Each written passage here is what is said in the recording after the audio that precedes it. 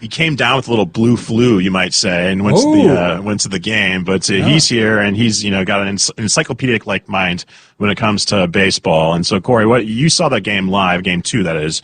What are your thoughts about how the Dodgers looked on the field in person? Yeah, you were just talking about how the Guardians were it got out of hand quick, and it doesn't get out of hand quicker than a leadoff home run to Lindor. And then just an inning later, Nat comes in throwing fastballs right down the middle, couldn't get out of the zone, and he had everybody near a 2-2 count, most of them. So he had 2 strikes on him, had him where he wanted him, and just let up hit after hit, walk after walk, and then, of course, a grand slam to just kill our hopes. Well, you were at that game too, and Ron and I were talking about this before the show in our extensive prep session, is that was a quick turnaround. That was a 1 p.m. start. It was a Monday, and the league didn't want to compete with Monday Night Football. And so, Ron, as someone that has played a lot of Major League Baseball, been deep into the playoffs, a World Series champion yourself, that short turnaround, how's that affect you guys? It's not like it hasn't been done before. In the past, you always have one team that starts the series before the next one. And because of the alignment being on the West Coast, East Coast, sometimes that team that played the first game is also going to play the first game the next day.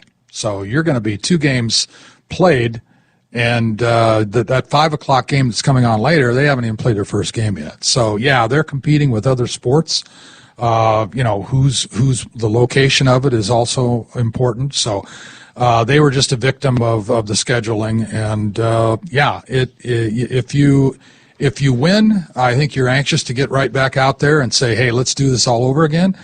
But when you lose, you need a little bit of time to put this in place, process it, so that you don't go out there saying, what happened, and all of a sudden you're losing game 2 before you even have a chance to get through what you need to do. One thing that's kind of stuck out to me is that the big names, Shohei Ohtani, Aaron Judge, DeWitt, they've been their bats have been a little bit cool. We saw Shohei, kind of hit kind of a garbage time home run, a towering shot though. But what's going on with these guys? Do you think that the other teams, they key so much towards these players, these big name players, MVP caliber players, or do you think it's the bright lights? Look, you're playing in major markets. You got both New York teams in. You got the 3 highest paid payrolls in baseball, and that's usually the way that it kind of comes down, whether you like it or not. The teams that have the biggest payrolls are usually the ones that are in the playoffs. But the kind of year that Aaron Judge had, there's just a matter of time before the odds take place. Every time you get 5 hits, you got an 0 for 10 staring you somewhere. Okay, and it's just because that's the way it is. It's a difficult game. You got guys out there who pitch, and then you got 7 other guys and 1 catcher, trying to field the ball. So, you fail. When you're really good, just average-wise, you fail 7 out of 10 times. So it seems to me that you have to have, a really short memory because you're going to fail a lot more than you succeed. But when you succeed at the rate that those 3 players did, Bobby Witt had a monster year for the Kansas City Royals. He's a young player. He gets into the playoffs for the first time. Kansas City rebounded from, I think 100-loss season the year before, as George Brett said, and loves Bobby Witt Jr. And, it may have been too much for him the first round. He only got 1 hit. Had nothing to do with anything that was going on. Aaron Judge finally hit a lull after an incredible season. 57 home runs, 140 some RBIs, hit 325, ops over 1,000. A monster year. And at some point in time, you're going to come back down to earth. My brother-in-law, who lives in Rye, New York, big Yankee fan. He asked me, he says, what's going on with Judge? All my friends are saying, what's going on with Judge? And I'm saying it's just the law of averages. You can't keep up that pace. It's got to come. Your hot spot has to drop. And I say the same with Ohtani.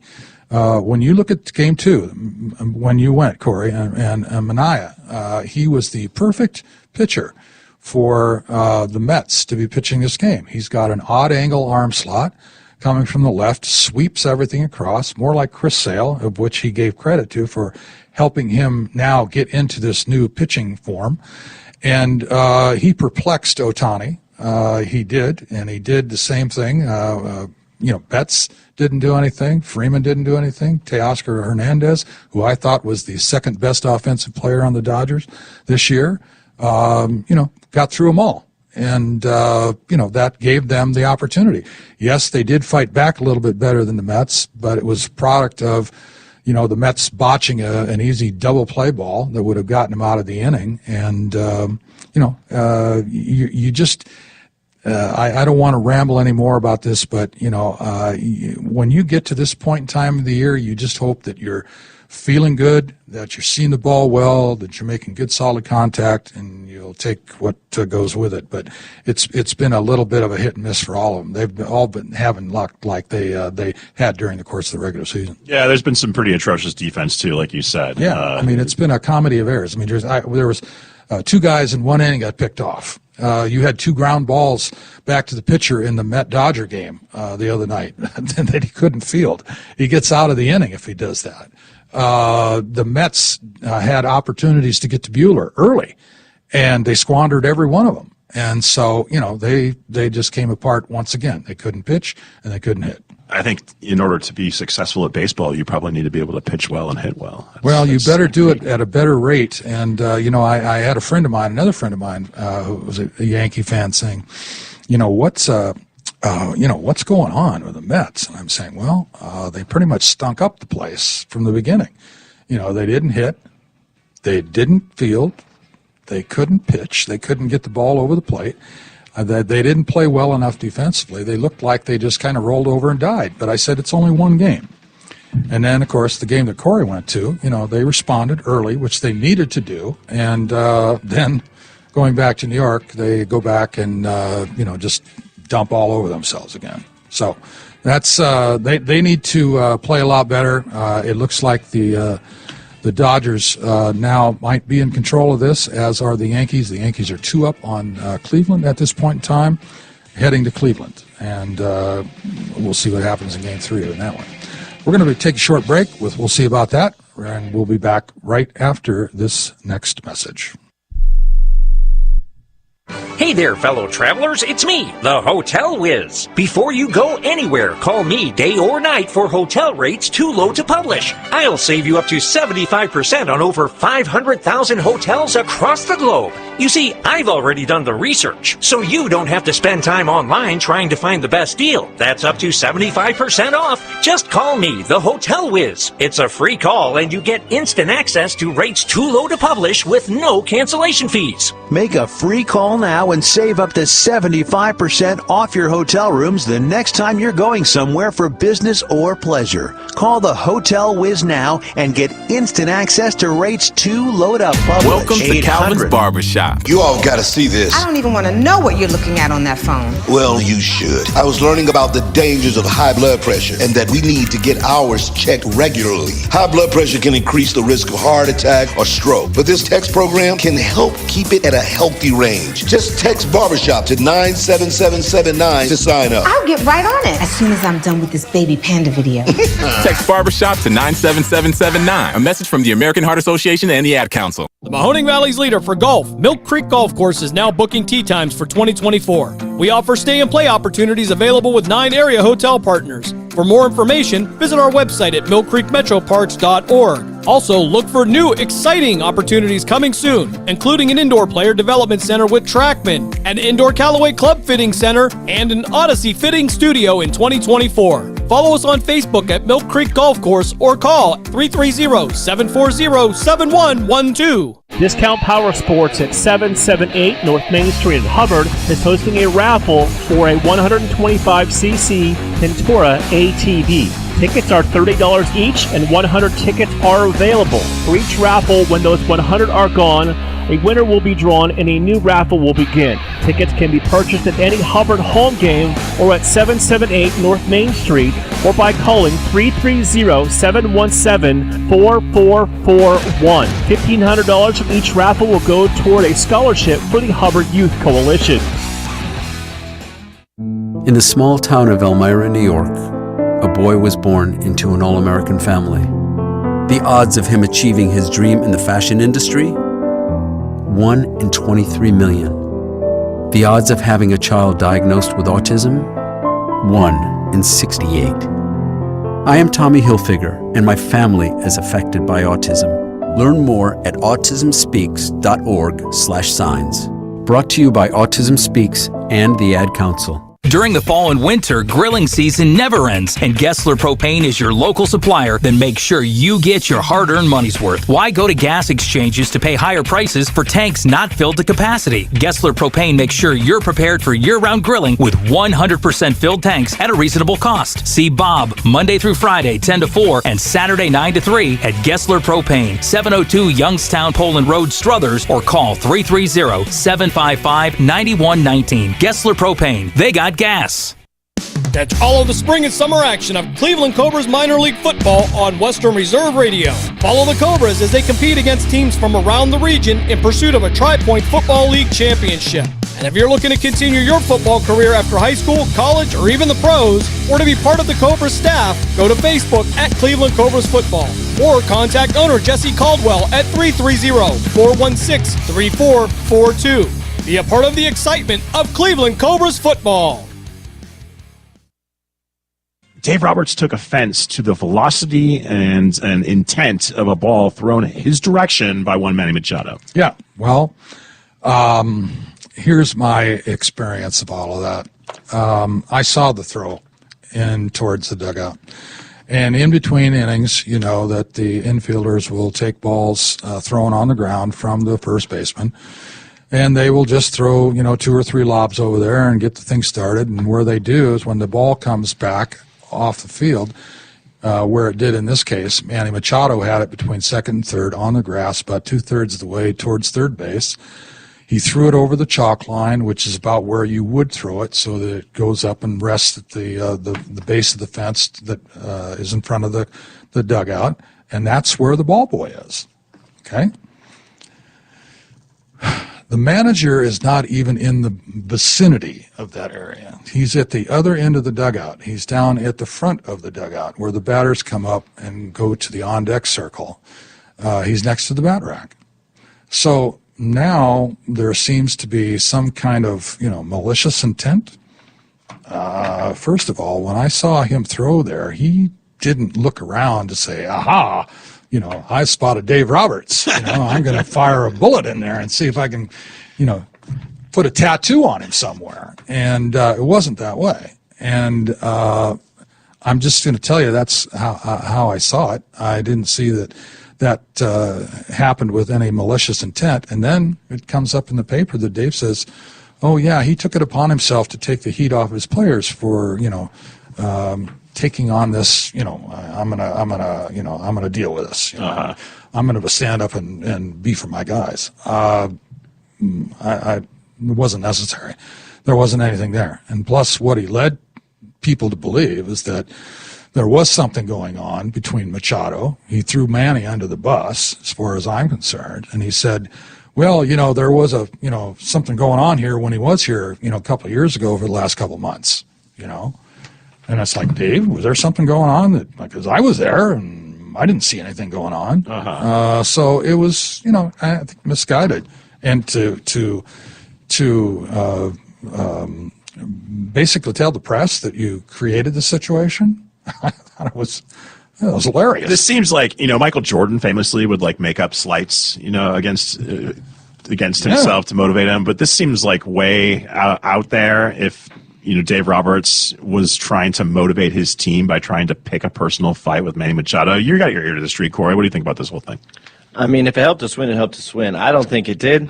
I didn't see anything egregious when he threw the ball. I think they were just still heated from the whole profar and balls being thrown at him and everybody getting upset with each other. Yeah. And I just think at San Diego, it's becoming a rivalry, but I wouldn't call it a full-blown rivalry because they only beat us like once in the playoffs, and we beat them now. So, and when we've had they're getting better, but I think a rivalry has to be at least over 5 years. Mm-hmm. It's not a Dodgers-San Francisco Giants situation. No, but it's getting there though. Let me just say this: how you play, where you finish, creates a rivalry.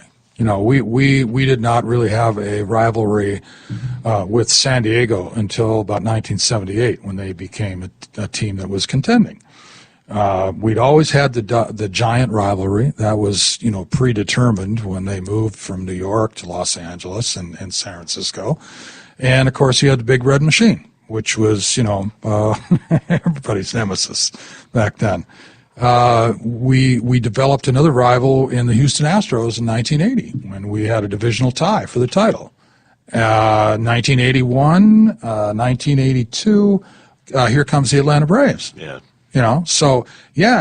You create a rivalry by contending, and that's how it works. Sometimes it stays on longer than that, but sometimes it doesn't. There's also some news that is kind of percolating right now. Some hot stove, actually, when the stove is still cooking, that Clayton Kershaw, who's not on the Dodgers roster right now, he's had an injury-riddled last couple of years. Yeah. He has announced that he will return and pitch next season. He did not mention if he's going to take a pay cut. Your thoughts, both of you fellas, and Curry, let's start with you. You're a young man. I want to, and you're a huge Dodgers fan, and I want to know your opinion of Clayton Kershaw and also your opinion of Clayton Kershaw's legacy moving forward.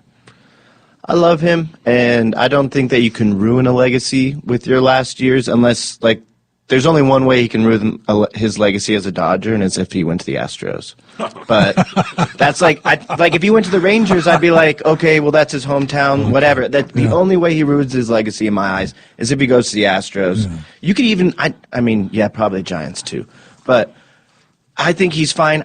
If he wants you don't feel that he is kind of taking advantage of the organization, if that's even possible, because he's earning so much money, but he's rarely on the field, and also he's had kind of a history of really not performing well in the playoffs, at least since 2022, moving on. So in my eyes, I think it's just the LA thing that they do, the owners, because they did the same thing with Kobe. Kobe wasn't really he wasn't really helping the team. He was still one of the better players in basketball, but we weren't winning championships because of him, and he was making really good money those last 2 years. But I think if we do bring him in, I won't hear a bad word about Kobe. I'm just saying, it's similar situation, but if we do bring him in, I say we just start ramping him up at All-Star. And if he can't do it by then we didn't need him. And if anything, maybe he goes to the bullpen. But I think he really wants to go after that 3,000 strikeouts as a Dodger. As a Dodger? Yeah. That's something, because Ron and I were talking too earlier, about his guy, Willie Mays, who, you said, I don't want to put words in your mouth, maybe stayed at the party a little bit too long. Yeah. Even though he had 660. Yeah. Yeah, was sniffing it at 700 home runs. Once you take off the uniform, it's done. You can't return, and especially for those who had long, prolific careers. You're at a heightened age, and there's nothing worse for the person individually than to go out there and embarrass themselves down the stretch, not play the game like them to be able to play it, and they know what their limitations are. And I experienced the same thing. It really is time to go. It's hard. It's very hard. This is something you've loved your entire life. It's difficult to give up because, as I said in the beginning, once you give it up, you can't come back. For me, I think the Dodgers have extended and been even over courteous to keeping him on. His injuries have taken place now for at least 3, maybe the last 4 years, where he hasn't been able to perform, and yet they've always left the door open for him. It's up to him to make that decision. But for me, he's taking up another roster spot. There's another arm out there. I do think at this point in time that he's not their best option. because of the injuries. And I think that he's just going to have to accept the inevitable, which is probably time to, put the shoes off, take the shoes off, and leave them on. Yeah, hang the spikes up. Yeah. But it's interesting. It's tough. I'm sure. I understand. I'm sure it is. I mean, especially. You always you got the camaraderie of the guys. You got the routine of going to the ballpark every day. You're getting paid millions of dollars. And folks, let me tell you this: like, people say, "Oh, how much is enough?" You know how much is enough? More. Yeah. More. Exactly. Yeah. And he has, generational wealth at this point. Which means that he's free to do whatever he wants to do. Yeah. And I would suggest that if you have looked yourself in the eye, as you should have, that it's now's the time to redirect and go have fun with your family and do the things you want to do. He's had a brilliant career. His in-season performances have been terrific. And once again, when you get to the postseason, you expect these guys to perform at the same level, and sometimes, and in particular his case, it hasn't been, that same way. He's pretty much kind of in the middle of the road here. Made some contributions, but not what you had thought it might be. Just to defend my friend Kobe Bryant, the late great Kobe Bryant, who Corey Marino just besmirched, and you can find him at cmarino at crntalk.com. No matter how bad the Lakers were during his final years, and no matter how much money he was making, he still played hard every game. And I think that's what some of the Dodger fans I know lament, is the fact. I mean, I've never met the man, but I've heard him interviewed a lot of times. He seems like a very nice, down-to-earth, humble guy, Clayton Kershaw. He is very involved in charity work, and my hat's off to him for that. But I think it's when you see somebody making that amount of money, and like Ron said too, taking up a spot, and him is just eating sunflower seeds, standing on the top rail, making $20 million a year is a little hard for me to take. Okay, so since you got off the beaten path with mentioning your favorite Lakers, it's in the preseason, and you got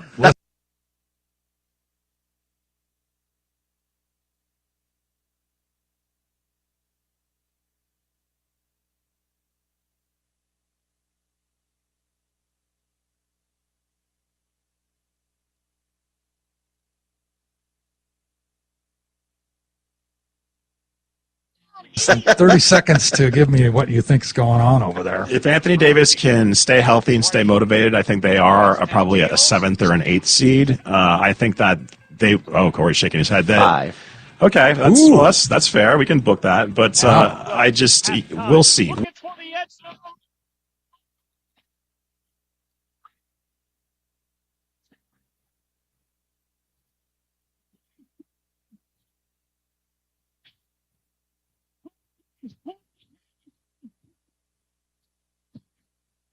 Piper takes the snap, looking to throw, fires downfield. Frazier made the catch. Touchdown to win it for the Wolverines.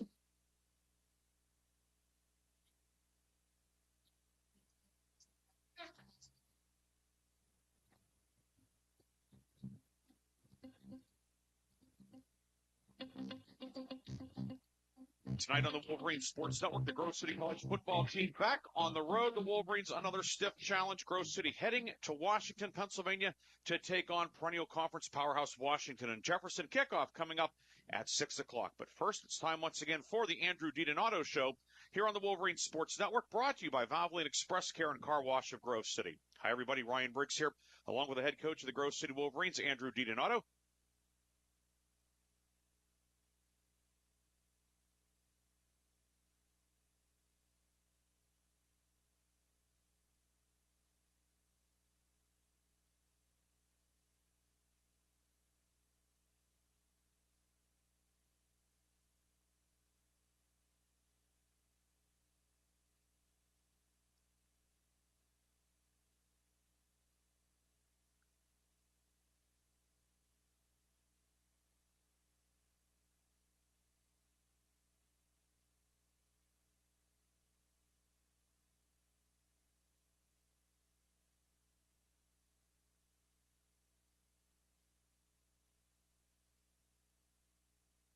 Coach, as always, thank you for joining us. As always, great to be with you. The Wolverines remaining undefeated last week, a matchup of undefeateds in the President's Athletic Conference, homecoming, massive crowd, and a massive win for the Wolverines, pulling out a 17-10 win over Carnegie Mellon. The Tartans came in ranked number 10 on the coaches poll, number 14 in the media poll, Grove City number 7 in each poll. And, Coach, it was it's, maybe a cliche expression, but what a heavyweight battle. Two great teams going toe-to-toe for 60 minutes last week. Yeah, it truly was, and both sides making plays. I mean, the game really went exactly really how we thought it would. I thought it'd be more of a low-scoring game, two great defenses, really making it difficult to, have big plays, forcing teams, if you're going to score, to have to drive, special teams playing a huge factor.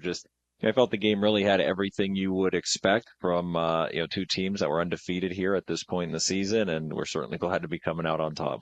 And, of course, we talked last week, the teams knowing each other so well, and obviously that certainly proved itself in a game that there were really not a lot of big chunk plays offensively. There certainly were big plays, pivotal plays in the game, but it seemed like the teams, based on the experience of the respective teams and so forth, that it was who executed a little better. Yeah, it really was. Both sides, I think, knew it was going to be difficult to run the football.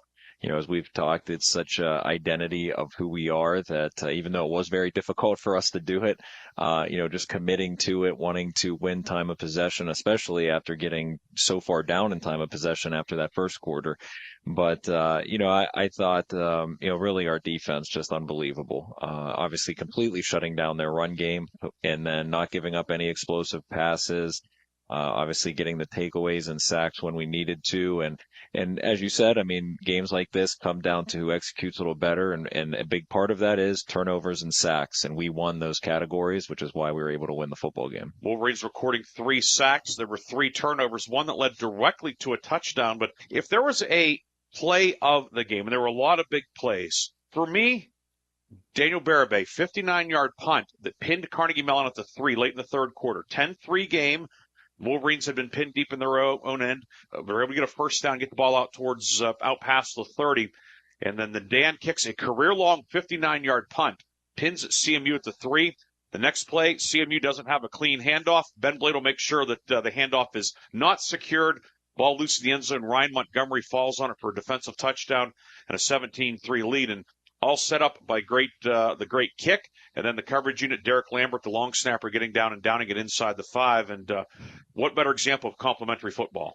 Yeah, Coach Brest, our special teams coordinator, set forth a few years ago the vision for our special teams, which starts with to establish and change field position. In every meeting, that's what they talk about. So every coaching point is all about, hey, we need to establish and change field position because this is what's going to decide big games. I mean, he starts every meeting with that. So it's pretty neat for us to see that in action. I mean, that was the difference in the football game, to be able to completely change field position and establish for our defense an amazing scenario to which our defense capitalized. I think you're spot on in calling that the play of the game. It certainly was, that kick and then the turnover, was the 7-point difference.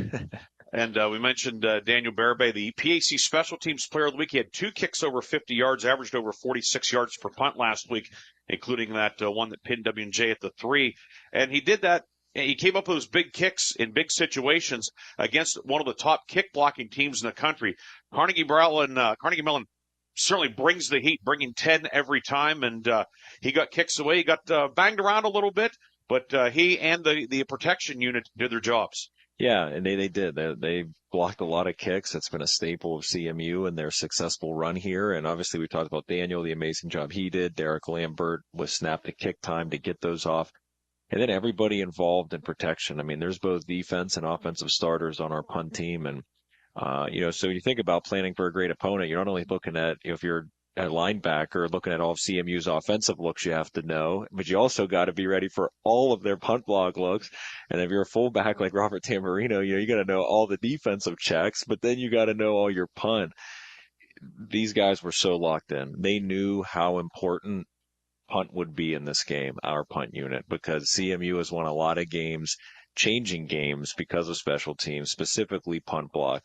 And I just thought the attention to detail all week to not let any of the CMU players to get hands on the ball of our punter. And Daniel was under duress. I mean, they bring the house. And I was just so proud of everybody, the coaching, all the players, and then certainly Daniel to do what he did. PAC Special Teams Player of the Week, one of two Wolverines honored this week. Ben Bladel, PAC Defensive Player of the Week. We talked about the play he made in the end zone. Huge sack in the fourth quarter. Carnegie Mellon driving, third down to 16, 3rd and 10 in a 17-10 game. He's able to get a sack, force Carnegie Mellon into a long field goal, which was unsuccessful, and really helped the Wolverines salt away the game. 3 tackles for loss overall. In games like that, the stars need to shine, and boy, Ben Bladel was quite bright.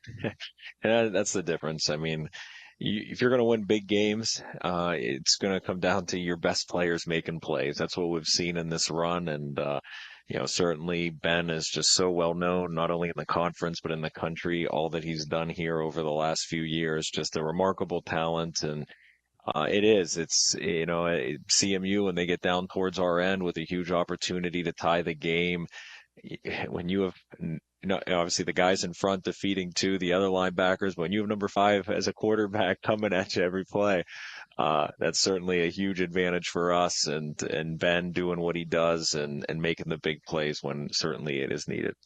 We're only able to nominate one player each week for the awards, be it offense, defense, special teams, or newcomer, but a guy that probably would have been the defensive player of the week 9 times out of 10 is junior cornerback Bowden Davidson.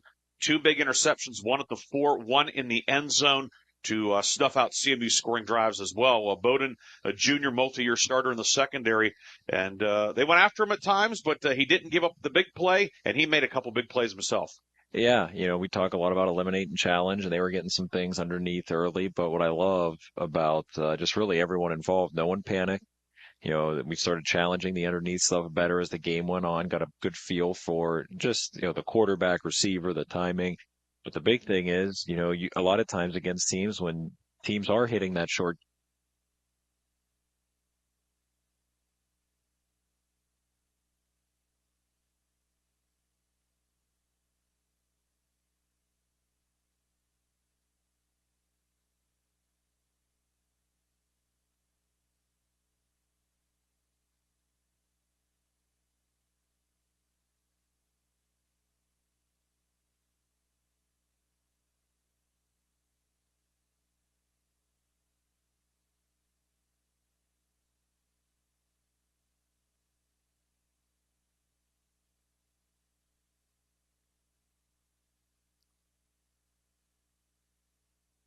game, it sets up the big pass, it sets up the double move, and Bowden didn't fall for it. I mean, he stayed over top, he stayed in his job. I mean, it's much easier to say that than to do it. I mean, when you have all those people there and the lights are on, and you got to challenge things more underneath, to be able to do that better as the game goes on. And then when they take their shots, to get to the huge pick in the end zone. But before that, it was a short pass that, he was right in position to make the interception. So not only he picked off one of those short passes, and then he took away the double move.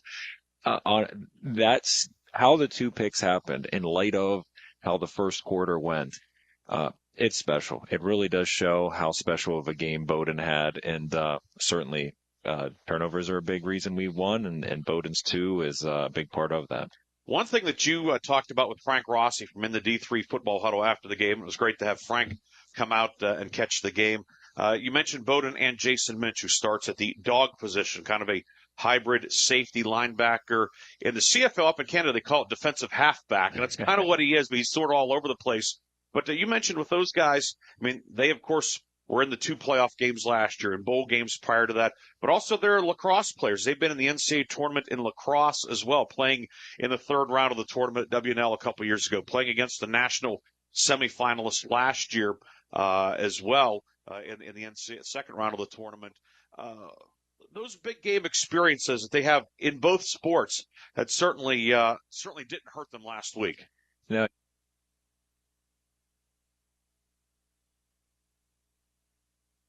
You can't replicate that experience in a practice or in a spring workout, whatever it is.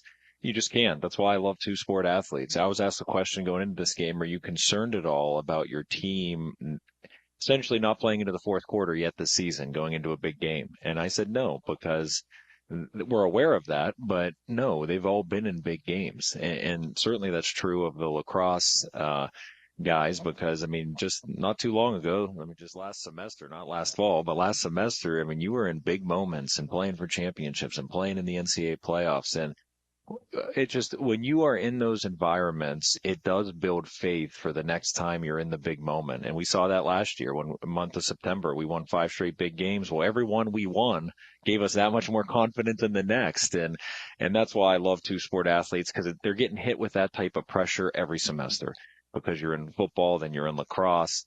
And, I just believe the two-sport guys have been a great thing for us. Sticking with the defense, of course, Grove City holding Carnegie Mellon to -9 rushing yards. Of course, the sacks are factored in there, but all in all, there were no running lanes. And that front three with Kobe Bonanno anchoring it, flanked by Bryce Spolnick and Jordan Karcheski against a physical, strong, athletic offensive line. They were able to control the line of scrimmage. Yeah, a lot of times when people talk offense, they talk the unsung heroes, the offensive line, the running backs get all the recognition, the quarterback, the receivers, but the line's doing all the dirty work to make it happen. Certainly that's true of defense, but I think really, really it's true in our system, because they're not the ones on the special blitzes doing a lot of moves. They're really the ones that are asked to eat up the offensive lineman, to try to take on two, actually. And so Ben, Bladel and Brubaker and Jolly can freely fly to the quarterback. And we have 3 guys that are doing it at an extremely high level. If you were asking me right now, hey, which one, is, they're all playing elite. Like, I can't differentiate them, but they are. I mean, everything you see these linebackers or DBs doing, it's because of what those front 3 do. And it's something that doesn't go noticed a lot, but I can tell you in our film room and on our team, it's well noticed, because they're playing, all 3 of them, at an amazing level. And the Grove City offensive line, no sacks allowed against a really, really stout Carnegie Mellon defense that, of course, could shut down the run and get after the quarterback. There weren't a ton of rushing yards, but the Wolverines were able to get effective with the ground game, and Logan Pfeiffer stayed upright. Yeah, and that's what a lot of times, and someone watching may look at it and, hey, why is this happening? Why is that? Well, a big reason why you commit to the run, even if it's not necessarily, having a ton of success, is the defense knows that, hey, there's still a threat to run on any given play. They're not giving up on this. And it's happened for us defensively, where we've seen teams kind of shy away from the run, and that allows us to just bring Bladel, bring Jolly, bring people from everywhere when it's an obvious pass situation, or if you get into a game and can tell a team on early downs is just settling for the pass. And that's what I love about what our run game accomplished this week. Was it was hard to run the ball, but CMU knew on any given play we're going to come back to it, which then allowed, when we did throw, they can't just blitz, they can't send the house, because there's the threat of run. And that set us up to, again, stay out of negative plays, stay out of sacks, stay out of picks, stay out of hits on our quarterback. And our line just executed that flawlessly. I mean, they went with the run, they battled, set us up in the pass, took care of what they needed to, and just proud of, the way they committed to the run, stayed positive with it, and then knew that was doing what we needed it to in the past game, and another game of no sacks. Wolverines getting the win on homecoming. What an environment, Coach. I know that I had a chance just going through downtown along Pine Street and up Broad Street well before the game, even before the parade, 3.5, 4 hours before kickoff. I've been to a few homecomings here at the college now, be it as a student or now as a longtime employee, and I don't recall seeing that many people around. Perhaps there have been, I'm sure, in the past, but in the last 2 decades or whatever, there may have been as many, but I don't know if there have been more. And what a great environment, and what a special exclamation point that game was for a great homecoming weekend. It was. I had multiple people ask me, is that the most people ever at a Grove City game? And I said, I don't know, but it sure seemed like it. It felt like it. I've been to a lot of them too. And it was packed, just amazing. And just the support, the excitement, just a beautiful picture of what athletics can do in bringing people together. There's so many sports there. And again, again, after the game, people come up to me about seeing Daniel, the punter, orchestrating the band after. I mean, those little things that, just don't happen everywhere. And I think that's all starting with President McNulty and Todd Gibson, and just the leadership we have with Wolverines Together and community being such an emphasis, all the sports teams supporting each other, all the students coming out, and then all the alumni there. And obviously with what's going on here, I mean, so many alumni reaching out, very excited, seeing Grove City, on the national scene and in rankings, and just there's so many positive things and excitement, and what a way to just celebrate the community and the special place that Grove City is because of the people and the relationships, and certainly that was on full scale on Saturday. That's a look back at last week, a 17-10 win over Carnegie Mellon.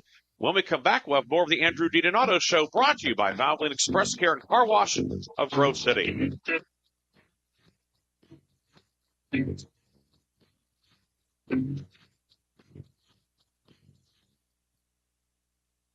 Valvoline Express Care and Car Wash of Grove City. Drive in, drive out, it's that easy. Check your oil, check your fluids, and get you clean.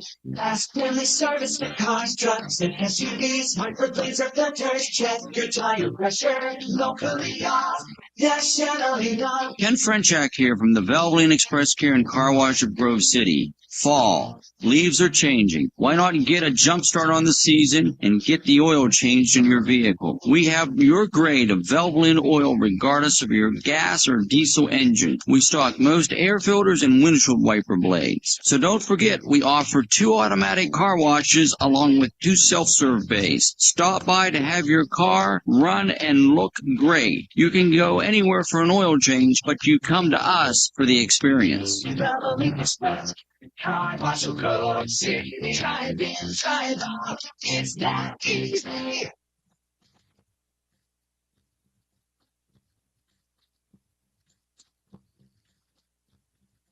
Welcome back to the Andrew DiDonato Show here on the Wolverines Sports Network. Ryan Briggs here, along with Grove City College head football coach Andrew DiDonato. Grove City taking on W&J tonight in a matchup of President's Athletic Conference Powers kickoff coming up at 6 p.m. in Washington at historic Cameron Stadium. Coach, it is a road game. It is a night road game.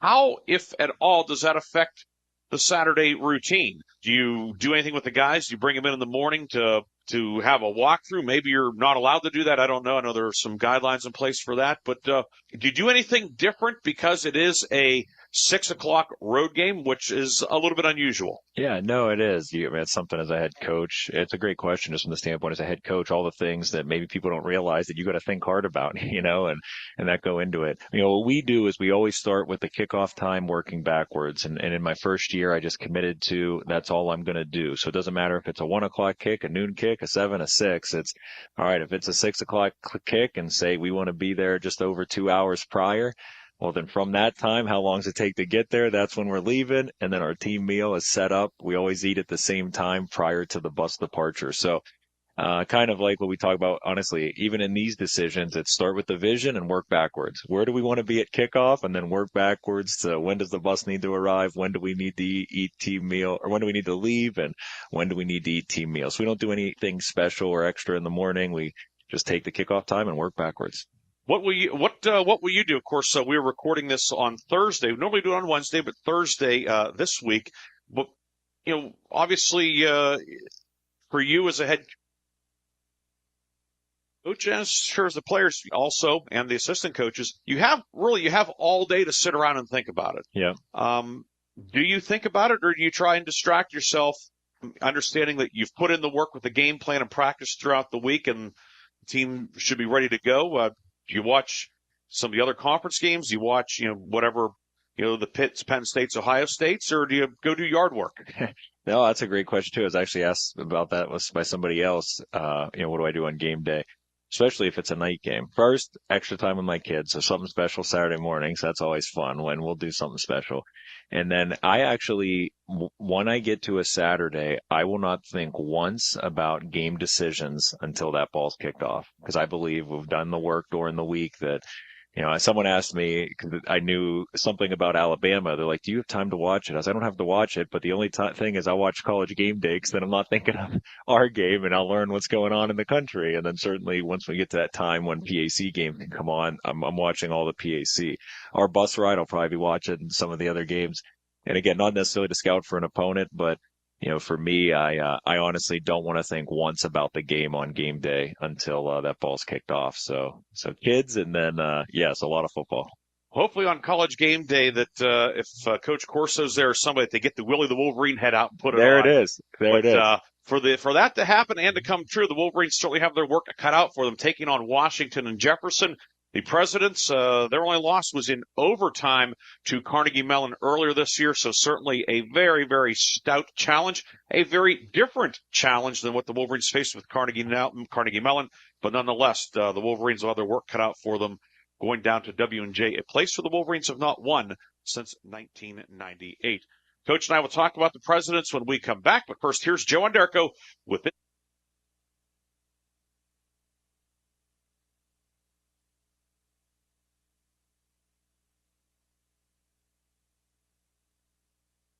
Week's PAC football report. You're listening to the Andrew DiDonato Show, brought to you by Valley and Express Care and Car Washing of Grove City.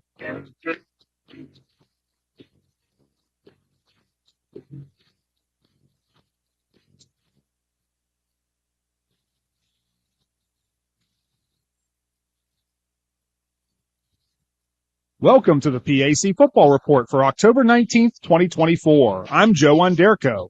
This week we will take a quick look back at last week's football action in the President's Athletic Conference, while also previewing Week 7 contest this coming Saturday. Defending champion Grove City is joined by Case Western Reserve as the lone two unbeaten teams in the PAC after 6 weeks. The number 7 ranked Wolverines remained perfect with a hard-fought 17-10 home win over previously unbeaten and number 10 ranked Carnegie Mellon, while the Spartans blanked St. Vincent at home 49-0. W&J and Westminster joined CMU a game back of the leaders as the Presidents rolled past Geneva 73-21, and Westminster broke open a close game late to win at Bethany 49-7. Finally, Teal earned its first win of the 2024 season with a 21-7 final over Allegheny. Waynesburg had the weekend off. PAC Player of the Week recognition for Week 6 went to W&J senior quarterback Jacob Pugh on offense, with 324 passing yards and 6 TDs versus Geneva. Grove City junior linebacker Ben Bladel on defense, with 3 tackles for losses, a sack, and a forced fumble versus Carnegie Mellon. And senior punter Daniel Berube of Grove City on special teams, with a 46-yard average on 5 punts versus CMU. Top newcomer last week was Westminster freshman wideout DB Bright Cannon, with over 100 receiving yards and a punt return TD at Bethany. Week 7 features another PAC heavyweight matchup, as 5-0 Grove City travels to face 5-1 Washington and Jefferson at Cameron Stadium in Washington, with kickoff set for 6 p.m. W&J has dominated the series, which dates all the way back to 1893, winning 44 of 58 all-time meetings. However, the Wolverines snapped a long skid against the Presidents with a 31-24 home win in 2023.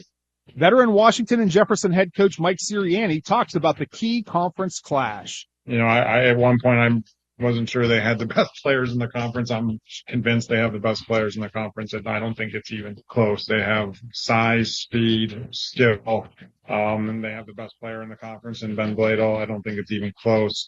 Two teams hungry for a win meet when 0-5 Bethany travels to face 1-4 Waynesburg at Wiley Stadium at 1 p.m. It's the 62nd meeting between the local foes dating back to 1899, with the Bison leading the series 32-22-7. However, the Yellow... And we are live here at Washington and Jefferson College Cameron Stadium.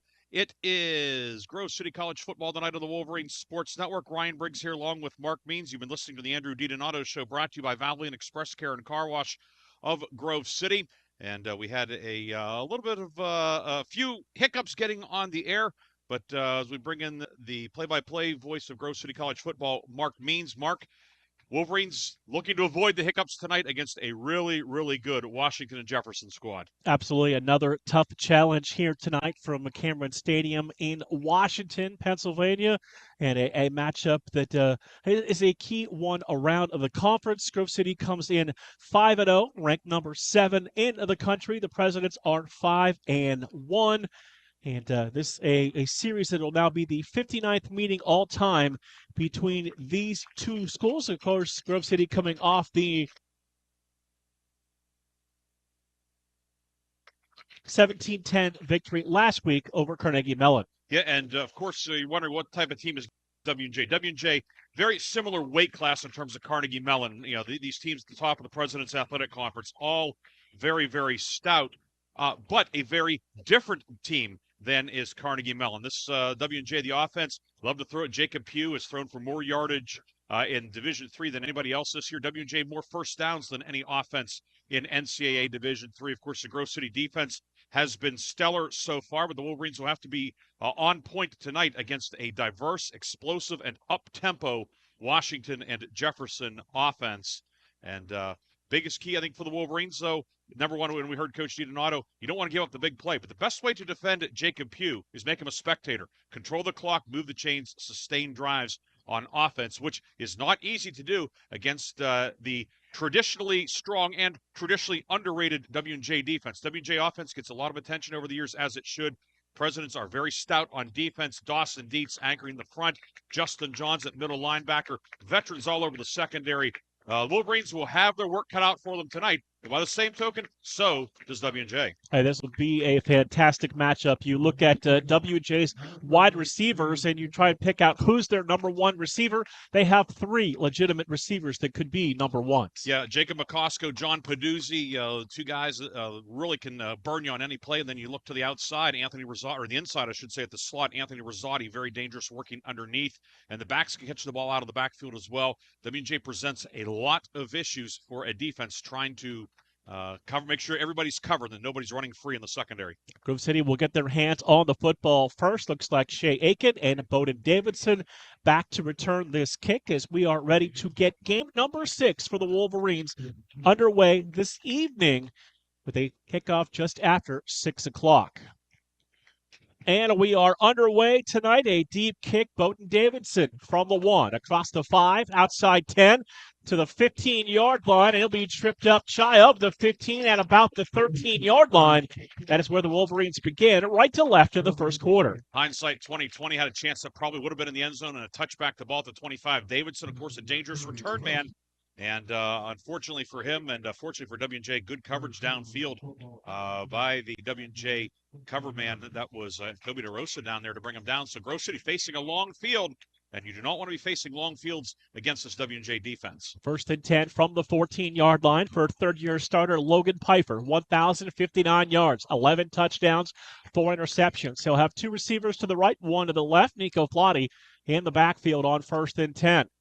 And we'll get Nico the football, trying to bounce it outside across the 20-yard line near the 21 before going out of bounds. And Nico, he's been the workhorse the last couple of weeks for the Wolverines. He certainly has, Mark. Ian DeMary has been the sideline, although he is dressed and ready to go tonight. So Nico, 30 carries last week, and he picks up 7, close to 8 on that first one. Change on the offensive line tonight for Grove City. Bobby Benton drawing into the starting lineup at right guard. Dylan Lane kicks out to right tackle. Second and 2 from the 22. They will shuffle the entire offensive line and the fullbacks on this second down and 2. Play clock down to 10. They run it with Nico Flotti, and this time Nico's going to be pulled down in the backfield back near the 20-yard line. Going to get right back near the line of scrimmage and set up third down for Grove City. Tyler Primrose knifing through from his defensive tackle spot. W&J adding an extra lineman in there, the bear front covering the center and the guards. The Grove City went heavy. W&J countered heavy, and W&J with the edge there. Flatty, maybe a favorable spot. They give him a yard. It's third and a long yard. Third down and 1. Both fullbacks into the backfield. They set up strong to the left side. Pfeiffer takes the snap, gives the ball to Nico Flotti. Flotti works his way for the first down and a little bit more. And this Grove City opening drive will continue after the first down run. The Wolverines had both fullbacks leading the way. It was kind of a corollary to the old the Packer sweep. You get a kick out, and then the old a seal here and a seal here. That's what you had with Tamburino and Brunette clearing a lane for Flatty to get the ball across the 25 to the 26. The Wolverines convert on 3rd and short. Again, they will shuffle the offensive line. Scott Frazier, the lone wide receiver, now goes outside the hash marks, closer to the numbers on the left-hand side.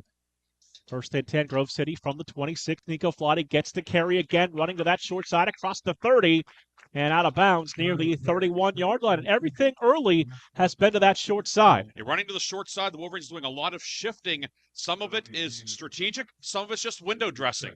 And, see what does W&J do? How are they aligning? And when you're doing that, you're making sure W&J is aligning itself properly. If somebody gets in the wrong gap, doesn't maintain the responsibility against the shifting, overplay or underplay or whatever, you can get a big hole. That time, Flatty 5 to the outside. Single receiver to the right now, twins to the left side. Going to run the football with Nico Flotty, who got pulled down behind the line, back at the 29-yard line. And this will force the Wolverines into a third down and long. Avery Keith, the outstanding defensive end, the senior, one of the 4 seniors on the starting front 4 for W&J. And just came through from the backside and brings down Flatty. And Wolverines converted on 3rd and 2, which is not easy against W&J, but 3rd and the better part of 6 yards, 7 yards actually. That's a whole nother ball of wax. 3 receivers go to the right side. Outside, it's Darby Gray. On the left side, it is Scott Frazier. President's going to play up tight coverage on the line of scrimmage on this 3rd down and 7. Piper to throw with time. Looking for Frazier downfield, and Frazier unable to hold on to the football. That pass ball's incomplete at the President's 40-yard line, and it brings up 4th down and 7. Angelo Volumino, good coverage downfield. The safety was over the top. And a good throw for Piper, but Volumino able to get the hand in there and knock it away. So the Wolverines will punt it away after getting a 1st down. Daniel Barabay on, of course, the rating PAC Special Teams Player of the Week. And at least from the initial indication, W&J's coming after it. 10 men at the line. Barabay averaging about 42 yards a kick. Snap back to him. Gets this high kick away. Fair catch called for, creeping up to about the 38-yard line, and that is where the Presidents will start. 1st and 10, going left to right here in the opening quarter. So if you're W&J, you have to like that start. You get the great kick coverage, and Grove City gets 1 first down, but the punt puts it to the 38. W&J able to, gain the upper hand, at least in the early going with field position. This drive starting at the 38 as we have the first media timeout of the night. And we'll see if we can take a break too, Mark. All right, we will step aside for a break and be back with more on the Wolverine Sports Network.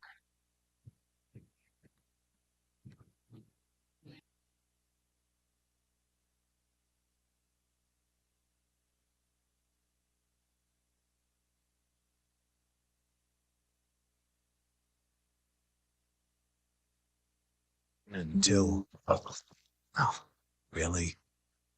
You can't escape a lot of things in life, but you can escape prediabetes. Prediabetes captures 1 in 3 adults. There are usually no signs of prediabetes. In fact, most people don't even know they have it. But with early diagnosis, you can change the outcome and prevent or delay type 2 diabetes. Take action by taking the 1-minute risk test at doihaveprediabetes.org. You might not be able to escape having this song stuck in your head, but you can escape prediabetes. Go to doihaveprediabetes.org today. Brought to you by the Ad Council and the Centers for Disease Control and Prevention.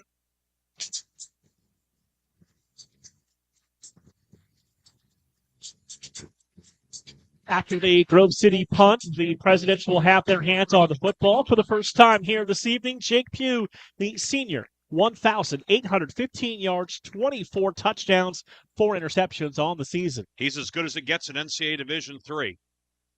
2 receivers to the left, 1 to the right side. They will fake it, fire it on a 1st down. That pass skipped short in front of the intended target. The pass falls incomplete and brings up a 2nd down and 10. You're looking for McCosco, one of his favorite targets. We've talked ad nauseum about McCosco and Peduzzi, but for good reason.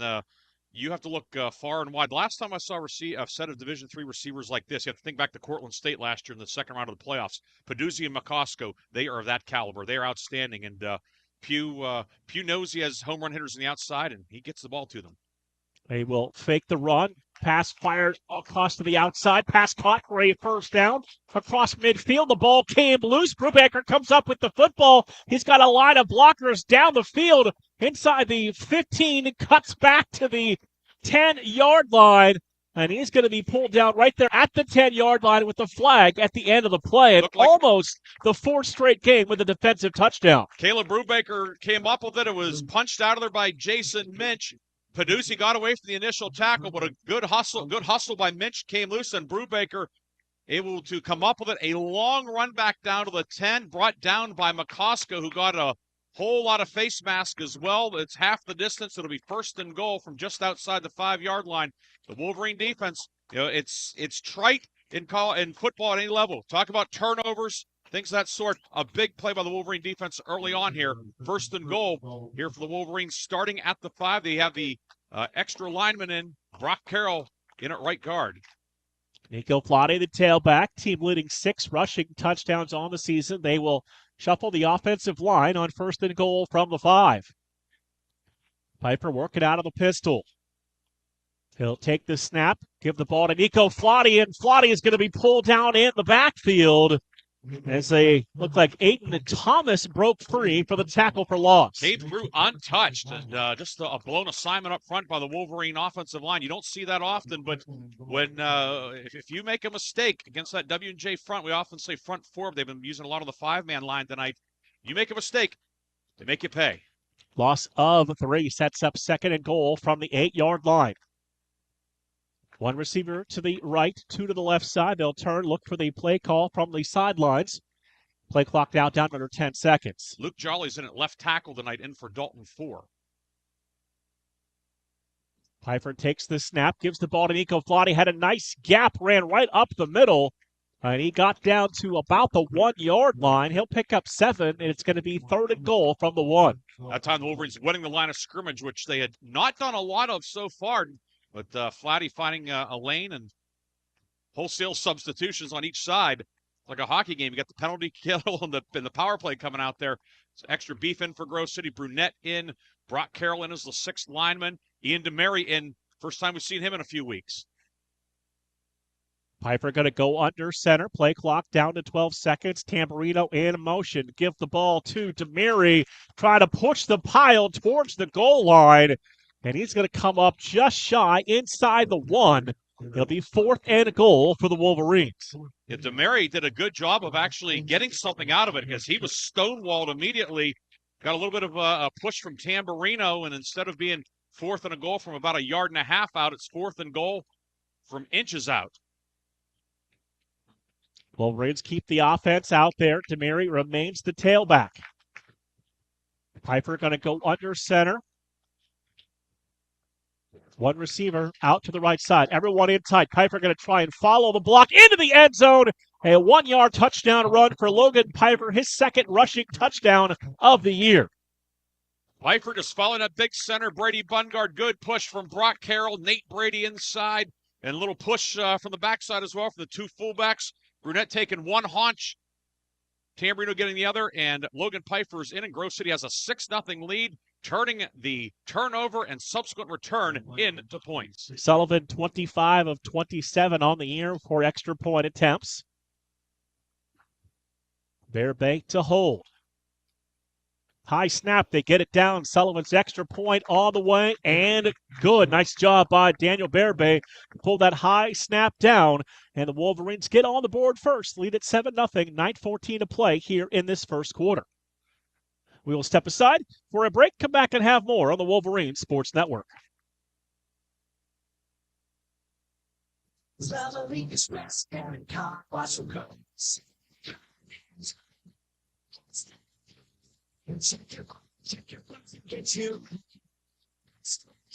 for cars, trucks, CVs, microphones, check your tire pressure.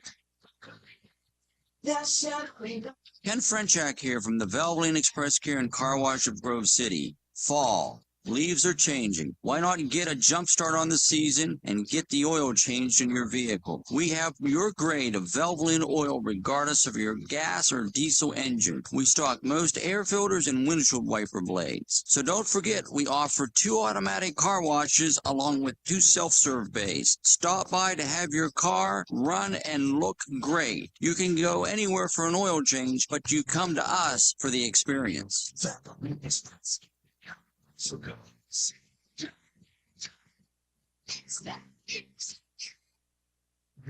While we were away, there was a penalty on the Wolverines for an illegal formation. Sullivan forced to kick the extra point, and this one outside the right upright and no good. So the Wolverine lead now 6-0 with 9:14 to play in this first quarter. Yeah, and that kind of puts a little bit of a damper. You get the turnover, the 4th and goal touchdown, but the Wolverines called for illegal formation.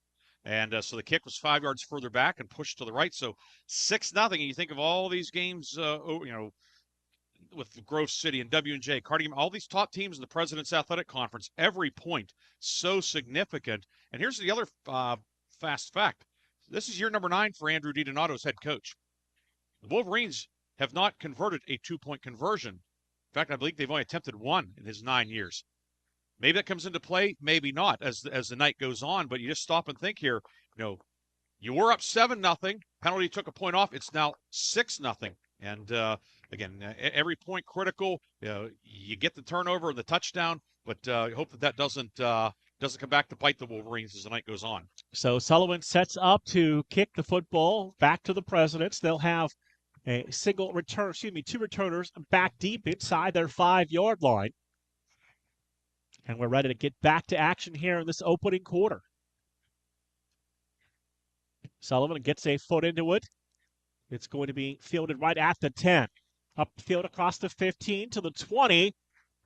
And try to cut back at the 21-yard line and pushed back. A good tackle by the Wolverines special teams that continues to excel this year. We see Trenton Rupp, Keegan Frazier down there, Shea Aitken, one of the starters on the kick unit. Good hustle by Aitken. He had the initial hit, overran it a little bit, but did not give up on the play and brings down the returner at the 21-yard line. So now W&J facing a longer field here with 9:06 to go in the first quarter. So Pugh and the offense for the Presidents back out onto the field. They will have two receivers to the left, single back in the backfield.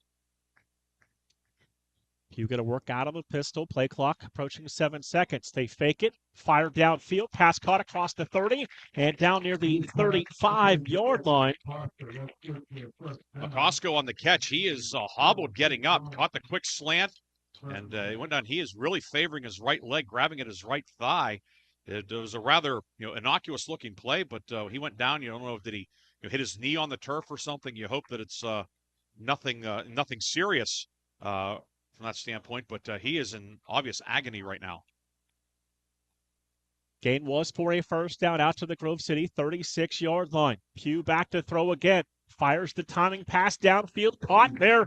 To Wolverines to make the tackle on the receiver. That's Peduzzi with his first catch. And a good gain on first down for the Presidents of about 7 yards. Yeah, Peduzzi, they love the slants, they love the in routes, but then also there's always the pump and go, the slant and go. That's something W&J likes to do, like to set you up. It's the short, boom. And Wolverine secondary, you cannot overplay it. It puts this defender in a lot of peril.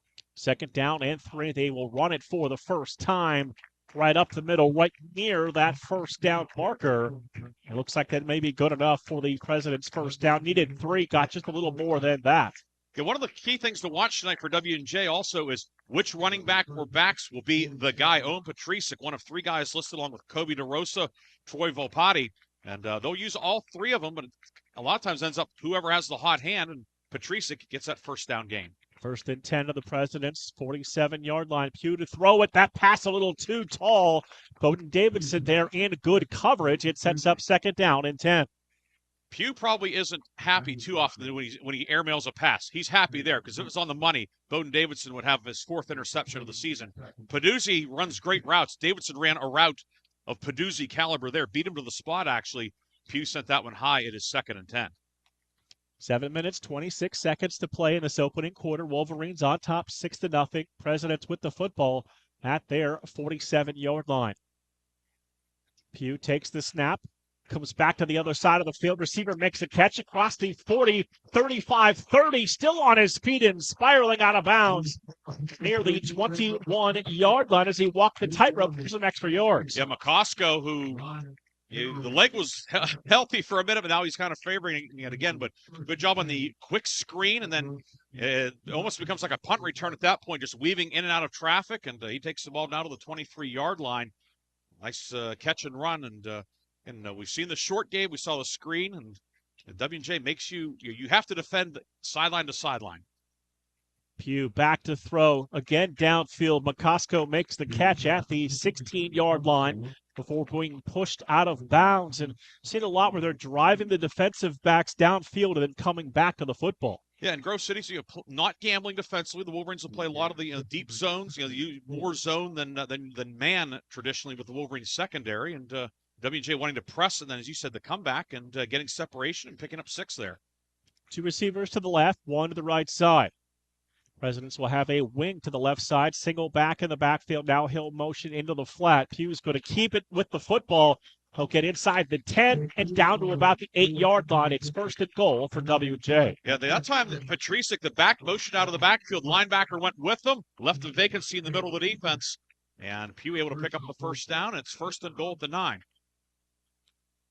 6 minutes, 10 seconds to play in this opening quarter.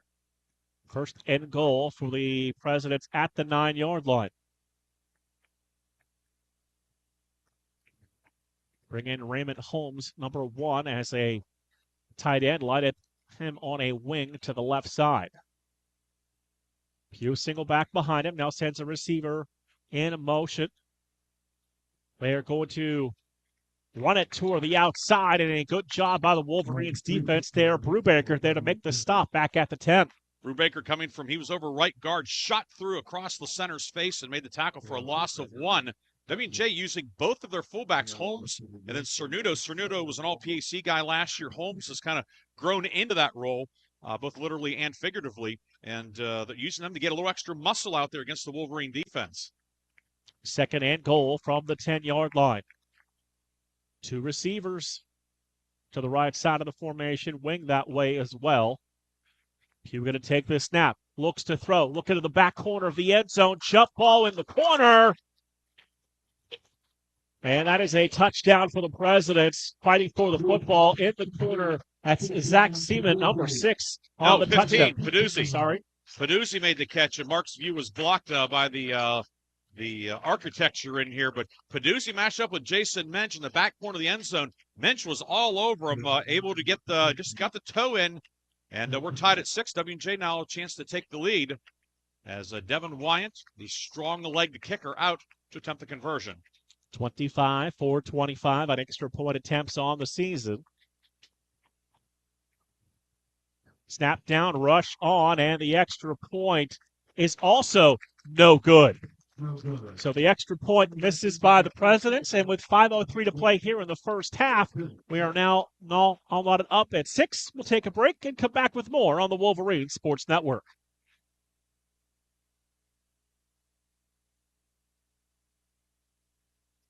Hey, is that a faucet running? Nope, that's not a faucet. That's a river rushing through the forest. It is? Yeah, forest rivers provide over 100 million people with clean water to drink. The water comes straight from the forest to us. In fact... What? I can't hear you because of the vacuum. That's not a vacuum. That's the trees in the forest cleaning up the air we breathe. How do trees clean the air? They soak up the dirty air on their leaves, branches, and trunks, which means clean air for us. Cool. I didn't know that. Yep. But the forest does more than give us clean air and water. It gives us shade for hot days, birds to listen to, and trees to climb. Wow, that's awesome. I didn't know how cool the forest could be. Hey, let's go explore some more. Visit the forest today and enjoy all it does, just for you. To learn more about the forest and find one near you, go to discovertheforest.org. Brought to you by the U.S. Forest Service and the Ad Council.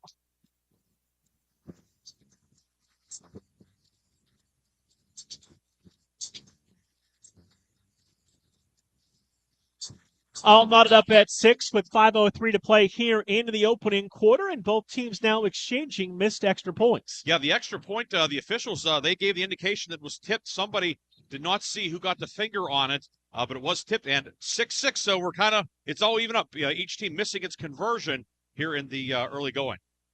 So the Wolverines set to get their hands back on the football. Sun starting to set. Lights have been on since we got here. And the President set to kick the football away. Looks like Aiken and Davidson are back to return for Grove City. One other game under the lights tonight. We'll keep you updated on all the action around the conference. Of course, Grove City back home to face Teal next week for a 1 o'clock kickoff. Line drive kick. That's going to be Bowden Davidson across the 10, 15 to the 20, 25 on his feet, still pushing the pile across the 30 and out near the 31-yard line. And a good return by the Wolverines special teams. The first kickoff of the night from Liam Campbell, the Sharpsville High graduate, had a lot of hang time on it. Davidson fielded back at the 1.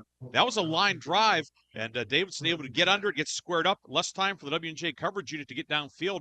The first drive started at the 14. This one out to 31. A huge difference and a nice run back for Davidson, about 26 yards. One receiver, that's Frazier, who goes to the right. Two receivers to the left side. Nico Flotti now back into the backfield at the tailback spot. Logan Pfeiffer going to work out of the pistol on 1st and 10 from the 31. Pfeiffer takes the snap, gives the ball to Flotti, dancing in the hole across the 35 and out near the 36-yard line. We've seen success with this offense really based on first down game. Yeah, it's so huge to be able to get 4 or 5 yards on first down. We saw it last week against Carnegie Mellon. Just getting 3 on first down. You know, those are wins against great defenses, such as W&J as well. Getting 5 there. Wolverines, instead of using the 3 receiver set, spreading out a little bit more. W&J now having to play its base 4-2-5. Wolverines, you're liking the 5 linemen plus fullback Tamburino against the 4 linemen and the 2 linebackers, 6 on 6 as opposed to the 8 on 8 earlier. Gray and Heckathorn to the right. That's Frazier to the left. They run it with Nico Flotti on to 2nd down. And Flotti able to spin out of a tackle, pick up about 2 yards. It will set up a 3rd down and short for the Wolverines. Yeah, patient run by Flatty. You think, well, it was a gain of 2, but he did a good job to get 2 because there was not much there at all. Gets the ball out to the 38-yard line. I'm going to call this about a 3 yards needed for Grove City for the first down. Again, 2 receivers go to the right, now 2 to the left side. So it's Gray, Heckathorn, Lenhart, and Frazier, the 4 receivers in the formation for the Wolverines on 3rd down and a long 3. Lenhart, a tough matchup for the defense. Pfeiffer to throw it, fires downfield. Frazier makes the catch, spins his way upfield, and he's going to be good enough for a first down. Needed 4 and got 5 to move the chains. Scott Frazier's a tough matchup too, but saw Lenhart, he went in. Frazier essentially followed him, then hooked up. Lenhart doing a good job at clearing out any underneath coverage. Frazier getting past the sticks, and the Wolverines convert on 3rd down.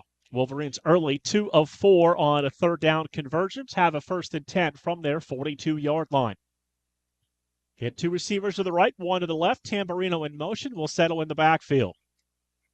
Pfeiffer on play action, steps up in the pocket, all kinds of running room across the 45, 50 in, slides across the 45 and down to the 43-yard line. He doesn't run often, but when he does, he makes something out of it.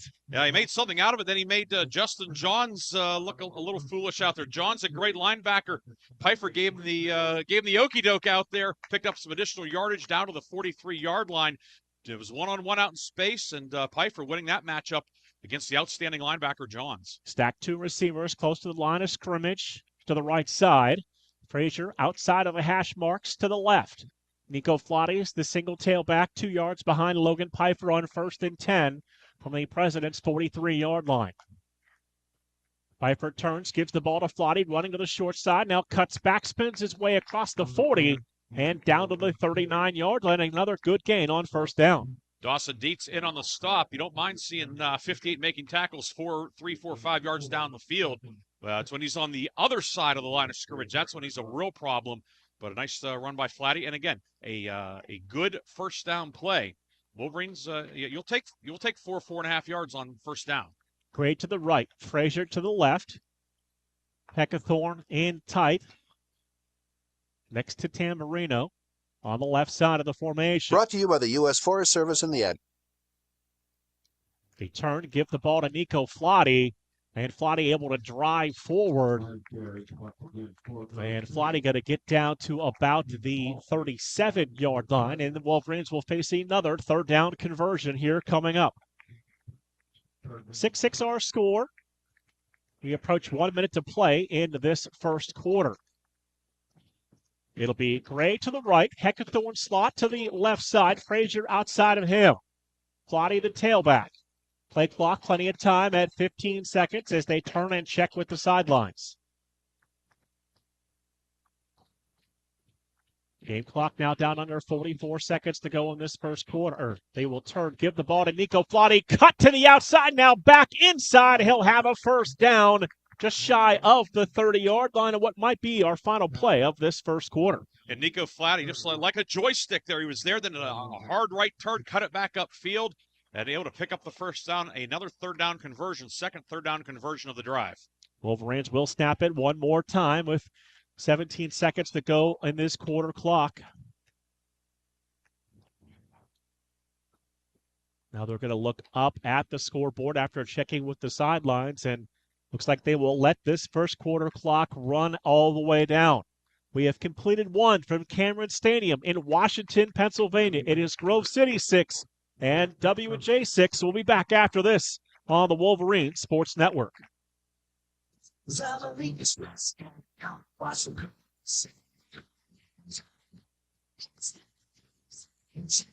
Check your flows and get you. Service your cars, trucks, SUVs, microplanes, or projects. Check your tire pressure. Ken Frenchak here from the Valvoline Express Care and Car Wash of Grove City. Fall. Leaves are changing. Why not get a jump start on the season and get the oil changed in your vehicle? We have your grade of Valvoline oil regardless of your gas or diesel engine. We stock most air filters and windshield wiper blades. So don't forget, we offer 2 automatic car washes along with 2 self-serve bays. Stop by to have your car run and look great. You can go anywhere for an oil change, but you come to us for the experience. Valvoline Express.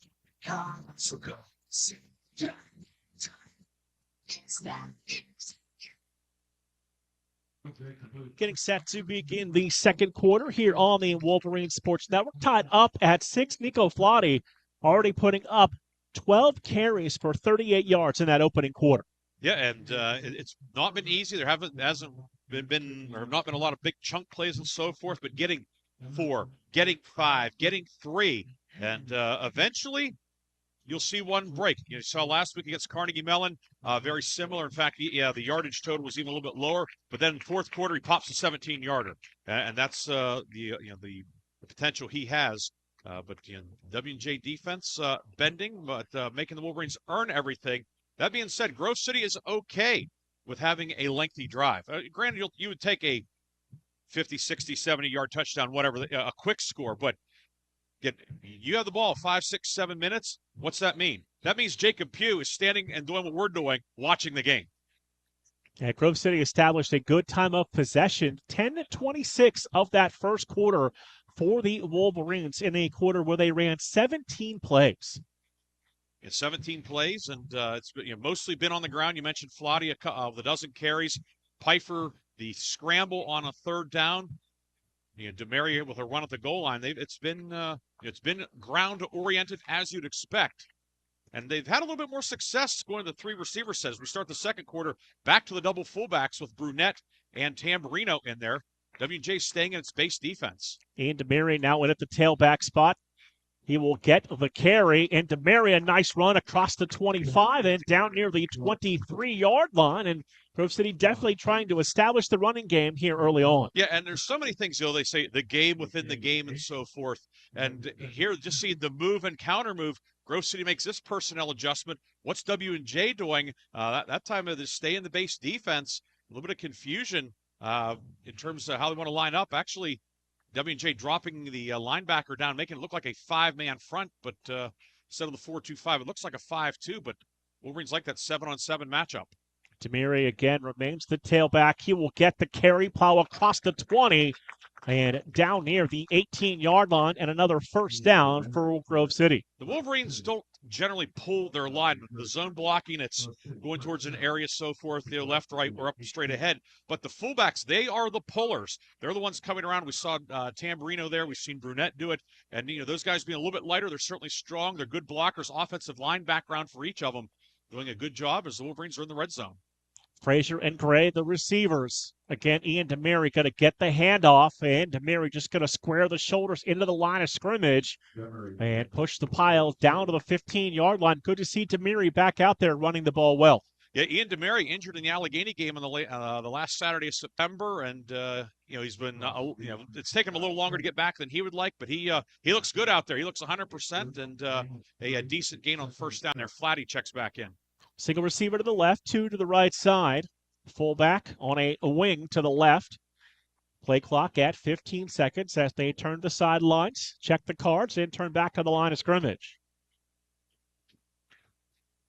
Piper overlooking the defense, turns, gives the ball to Nico Flatty, and Flatty runs into a host of black jerseys before being pushed back after a short gain. It will set up third down for Grove City that's only thrown the ball twice here so far in tonight's game. That time, Justin Johns, the middle linebacker. He's been on a lot of tackles, but a lot of them he's been going backwards. That time, he was coming forward and sent the running back Flatty backwards, and it's going to be 3rd and 6. Johns 53 tackles among the team leaders for the Presidents coming into play tonight. 3rd down, 6 for the Wolverines, who have trips to the right. Single receiver Frazier to the left side. Nico Flatty in the backfield. Play clock now down to 5 seconds. It's like single coverage far side on Frazier. And the play clock ran down before Grove City could get the ball snapped. But the Wolverines will take one of their 3 first-half timeouts. We'll have a chance to step away as well for a break and come back with more on the Wolverines Sports Network. Founded in 1955, the President's Athletic Conference is regarded as one of the elite NCAA Division III conferences in the nation. Comprised of 11 private institutions and 2 associate members, the PAC remains unique in this day of high-pressure college athletics. As a charter member of NCAA Division III, PAC student-athletes excel in 23 varsity sports as well as the classroom. Want to learn more? Visit us at pacathletics.org or follow us on social media.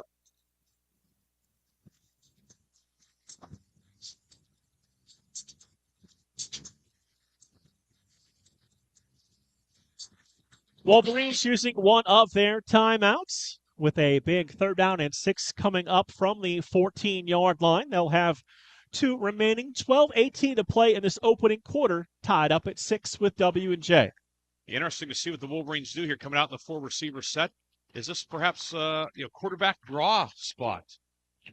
Single receiver to the left, trips to the right side of the formation. Play clock is at 20.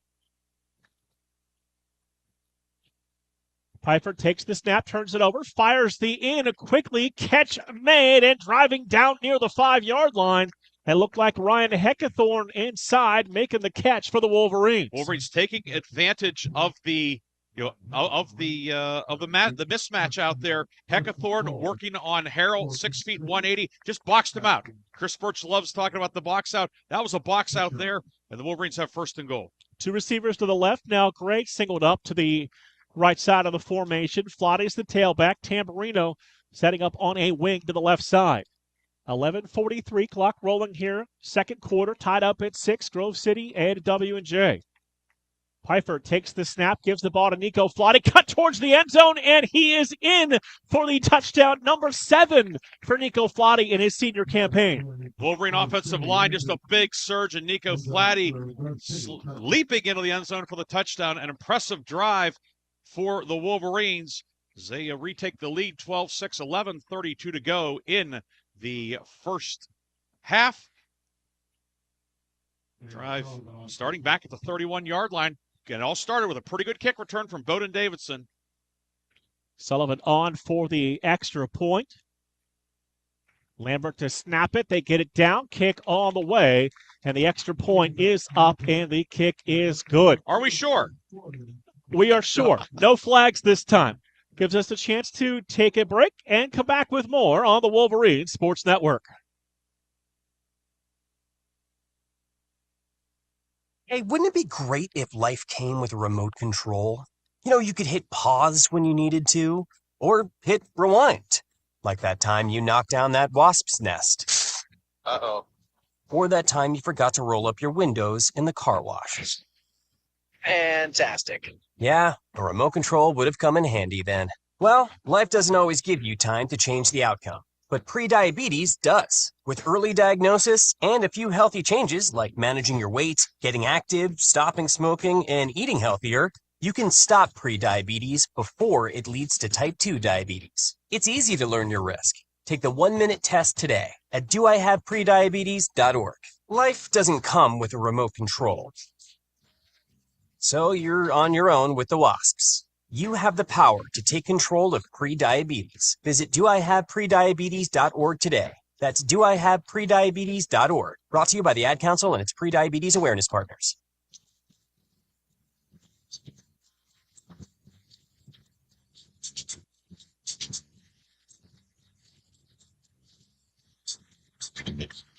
.11:32 to play here, first half. Grove City now back on top of the W&J Presidents 13-6 with Nico Flotti's 7th rushing touchdown of the season on the PAC scoreboard. Second quarter, it is all Case Western Reserve as they are leading Teal 28-0, just under 6 minutes to play in the half. Case Western Reserve, the team that nobody's talking about and everybody should be talking about. Taking names this year up in Cleveland. Coach Greg Debelak has a veteran squad, deep, talented, well-coached, very disciplined, and taking it to the Tomcats here tonight up in Cleveland. We'll see Case in the regular season finale, or the home finale on November 9th. Of course, Case still has to play Grove City, W&J, Westminster, and CMU. Westminster being next week, but the Spartans, they are tough. Sullivan's kick is away, going to be fielded about the 7, across the 10, outside 15, 20 to the 25, and then knocked down from behind at the 26-yard line. And that's where the Presidents begin 1st and 10 with 11:26 to play in the first half. Yeah, Keegan Frazier downfield or on kick coverage. Caleb Brubaker there also. That touchdown drive was 13 plays, 69 yards, and used about 8.5 minutes. They look at the time of possession. Grove City almost 10 minutes more than W&J here in this first half, 13:54 to 4:34.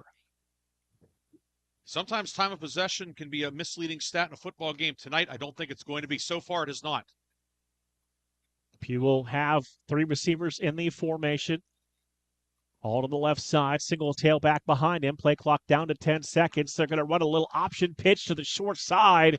And the Wolverines defense there to make the play. Once again, Caleb Brubaker all over the field making tackles. Great job by Brubaker. Fought off the block. He's not supposed to be there. If the offense is thinking, we have this guy blocked, he's able to fight off the block and get the pitch man, bringing down Volpati for no gain at the 25. That's not an X and O thing. That's a Jimmy and a Joe thing there. Brubaker just able to play from inside out, beat the block, and looked like it was going to be a decent gain. Instead, no gain for W&J. 1 receiver to the right, 2 to the left side, single back in the backfield, 2nd down and 10 from the W&J 25-yard line. Going to send a slot receiver in motion from left to right. Back to throw is Pugh. Going to fire downfield, pass caught right near the first down marker, but there is a penalty flag down on the field. Yeah, Ben Blado offsides, just a tick early, trying to get the jump on the left tackle out there. But Blado into the neutral zone, working on Elijah Staub, the 295-pound junior. Penalty is going to be declined as W&J gained 10 on the completion, so it'll be 1st and 10 W&J. But Bladle's so quick coming off the ball. That time, just a hair early. And, gives W&J getting the first down either way. But by the same token, if you're Staub, sometimes maybe you do that. Staub's thinking, I have to be quick. It's a reminder. I have to be quick. Maybe he false starts at some point. Maybe he gets caught flat-footed. Wingman goes into motion. Pugh going to roll out. Going to try and take a shot downfield into double coverage, and that pass falls incomplete. Bowden Davidson there with safety help as well, and the incompletion brings up 2nd down and 10. Wolverines with a rare all-out. It wasn't on an all-out blitz, but they brought the blitz. Pugh was under pressure, threw it off his back foot. Essentially, he threw a jump ball up, and if he's able to step into it and get on a line, maybe Peduzzi can make the catch. It hung up, and Bowden Davidson able to use that inside arm and knock it away. 10 minutes, 7 seconds to play, first half. 13-6, Grove City leading W&J here on the road. It's 2nd and 10 from their 35-yard line. Pugh takes the low snap. Going to fire over the middle. That pass too tall for his intended target. McCosco, a little too tall for him and incomplete. It brings up a 3rd down and 10. It's rare to see Pugh miss like that. He's such an accurate passer. That one, as soon as you let it go, it just sailed on him. It's like sometimes you see a shortstop when he fields a ground ball, sends it over to first base, it just takes off. That's what happened to Pugh. Good coverage down there. Would have had to have been a perfect pass. It was, of course, off the mark. And now 3rd and 10. W&J first 3rd down opportunity of the evening. 3rd and 10 from the 35-yard line. And some confusion offensively for the Presidents that they're going to need to take their first time out of the half. Yeah, and this is obviously third down is important in football. We know that that's been the case since the sport was invented. But if you're W&J, you've gotten 1 first down, but you want to maybe give your defense a little bit more of a breather. It was a drive over 8 minutes against Grove City. You start to think about the cumulative effect too, the body blows and so forth. If you're W&J, trying to convert here on 3rd down, and number one, you get ball out towards midfield if you do that, but also let the defense continue to regroup, rest up a little bit, because W&J defense has been on the field quite a bit, as you said. That time of possession edge early on. 3rd and 10. It's curious to see what defensive coordinator Dan Vogt will have here for the Wolverines. Do you bring an extra rusher? We see Michael Walliser. He was in. Now he will check out as Jordan Karcheski checks back in. Walliser's become a designated pass rusher, a role that we saw Ryan Fleming have as a freshman. Brent Engelman did it a few years ago, and now Walliser's been doing it. But base defense on 3rd and 10. 3rd down and 10. Receiver in motion, and a flag will fly. It'll stop this play for the Presidents. It'd be a procedure penalty, false start, and back them up 5 yards and make it 3rd and 15. W&J is a great offense, but even 3rd and 15 is uphill for W&J. And yeah, I think it may have been the right tackle that time, Michael Roginski, who came out of his stance. 2 receivers to the right. Now slot receiver from the right went in motion, came back to the right side. Pugh back to throw. Deep drop. Trying to step up into the pocket. Going to fire on the run. And that pass overthrows his receiver and incomplete. And it brings up 4th down and 15. Anthony Rosati had a step on the defender, but good pressure from Kobe Bonanno. Kobe's known more for his run stuffing, the 285-pound senior nose tackle out of Red Bank Valley, but he was in hot pursuit of Pugh. It was fun watching the big guy run out there, and Pugh on the run. He's a great thrower on the run, but led Rosati a little bit too far, and W&J will have to punt away the football, and Dominic Danino deep for Grove City. So looks like White back there to punt the football away, averaging about 38 yards per kick. Low snap. He will get this kick away. Fair catch called for and a line drive punt by Dominic Danino, and Grove City gets the stop. They get the football back. Yeah, hang time, that was such a low hang time. I don't think you could have got your stopwatch out and hit the button in time. But Danino fielding it, the fair catch. The Wolverines will start just shy of the 40. Call to 39 with 9:49 to go in the half, leading 13-6. Good job by the Wolverine defense, aided by the penalty, certainly. But hey, you take it. That's football. 1st and 10 from the 39-yard line. 1 receiver to the left. That's Scott Frazier. 2 to the right side. Single back in the backfield with Logan Pfeiffer. Pfeiffer takes the snap. He'll drop to throw. Going to take a shot down the seam, looking for Heckathorn, who made the catch, fighting for the football. And Heckathorn all the way down near the 31-yard line. End up dual possession. He and Justin Johns, the middle linebacker, the cover 2. The middle linebacker running down the middle of the tight end. Johns was all over him. They probably could have got him for pass interference, to be honest. Heckathorn holds on. Big gainer down to the 32-yard line. Pickup of 29 yards. The Wolverines have their 7th first down of the night. Second reception for the senior Ryan Heckathorn. 1 receiver left, 2 to the right side. Flotty is the tailback. Nico gets it on first down. Try to bounce to the outside across the 30, 25 and near the 20-yard line, and 3 flags on the field. We're going to have a hold for sure. I don't know if all 3 men saw the same hold or if there were multiple infractions, but clearly a hold, on the right side, right where. And they'll get I think they'll get Darbier Gray on the outside, but you saw Flatty, he's kind of looking for room, and then all of a sudden there was a lot of room, and right where the holding infraction. So it goes back from the point of infraction. So Flatty's still going to be credited with about 6 on the play. It'll be 1st and 14. So not a total loss for the Wolverines, and it's still first down. 13-6 Grove City. We're under 9 minutes to play in this first half. Both fullbacks lined up in the backfield. Single receivers to each side. Piper to throw it. Deep drop. Stepping up. Going to go down the seam once again. And the receiver got tackled at the goal line. And 2 flags came out for what looks like will more than likely be pass interference. And I don't think the quarterback had to do it, to be honest, Mark. The corner out there, Angelo Volumino, I don't think Frazier's going to catch that one. But he reached out and tackled and put him in a waist block at the goal line. I mean, it's I don't think there was much of a chance that Frazier was going to catch it unless he turned into Usain Bolt. And they're actually going to call it. Yep, it will be pass interference. That's 15 yards, but a clear penalty, but an unnecessary penalty. It wasn't one that was preventing a touchdown. 2 receivers to the left, 1 to the right side. Nico Flatty, the tailback. Flatty's going to get the ball on first down and gets across the 20. Another flag comes out, lands at the 20-yard line as we've seen a slew of penalties in the last few snaps. And it's going to be holding again on the Wolverines. And then we get Nate Brady, the left guard. But, of course, the referee, he's going to line up behind the tackle, behind the right tackle, the right-handed quarterback, or, vice versa. So 19 times out of 20, when the referee throws a flag, it's going to be a hold, and that's what it was there.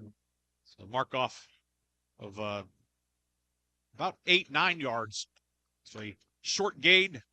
Then the hold puts Grove City in 1st and 19 with 8:18 to go in the first half. Tamburino in motion, settles on a wing to the left side. Piper to throw it with some play action, sets up the screen to Flatty, and the President's defense right there to make the play in the backfield. For about a 3-yard loss, and the Wolverines facing a 2nd down and very long. Justin Johns looked like he was shot out of a cannon. Talking about looking like Usain Bolt. He did there for his middle linebacker position. Diagnosed it, split 2 offensive linemen, and then made the tackle. So to get by 2 Grove City linemen and then make the tackle on a very good open field runner like Flatty, that is as fine of a play as you'll see any linebacker make in college football. 2nd and 22, back to the 33-yard line. 7 minutes, 35 seconds. Clock rolling here in this first half of action. Tamburino in motion, settles right in the backfield. Piper to throw. Step it up. Going to take a shot for Heckathorn, and that pass falls incomplete. Heckathorn had his man beat, but the ball just a little too far out in front. Brings up 3rd and long. Yeah, Brandon Brown, the strong safety, was trailing him. And what we've seen here in this first quarter and a half is W&J's having a hard time figuring out who to match up on Heckathorn. They've tried linebackers. They've tried safeties. They tried Harrell, who was the hybrid linebacker safety, much like Jason Minch is for Grove City. And Heckathorn's been finding himself open. 3rd down, 22 from the 33-yard line. Frazier singled up to the left side. It'll be Lenhart, Heckathorn, and Gray to the right side. Important here to at least get a chunk of yardage to get the field goal back in play. And we've got whistles that it will stop play as Grove City will use the timeout. Gives us a chance to step aside for a break and come back after this on the Wolverines Sports Network. This is Grove City College President Paul McNulty. Grove City College is a highly ranked national liberal arts college where your formation is viewed holistically, embracing mind, heart, and hand. You'll discover your calling and be equipped to pursue it. You'll also be a part of a community of purpose and principle. Faithfulness to this mission is one of our core values. Learn more about us at gcc.edu.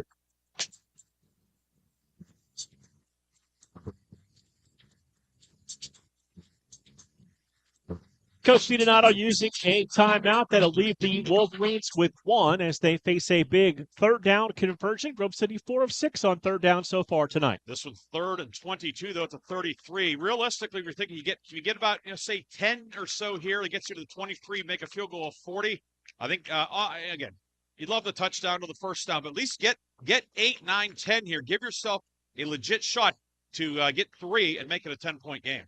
Frazier to the left, Lenhart, Heckathorn, and Gray to the right side. Piper going to quarterback draw, going to try to keep the football, go right up the middle and set up that field goal attempt as he got right down to the 25-yard line.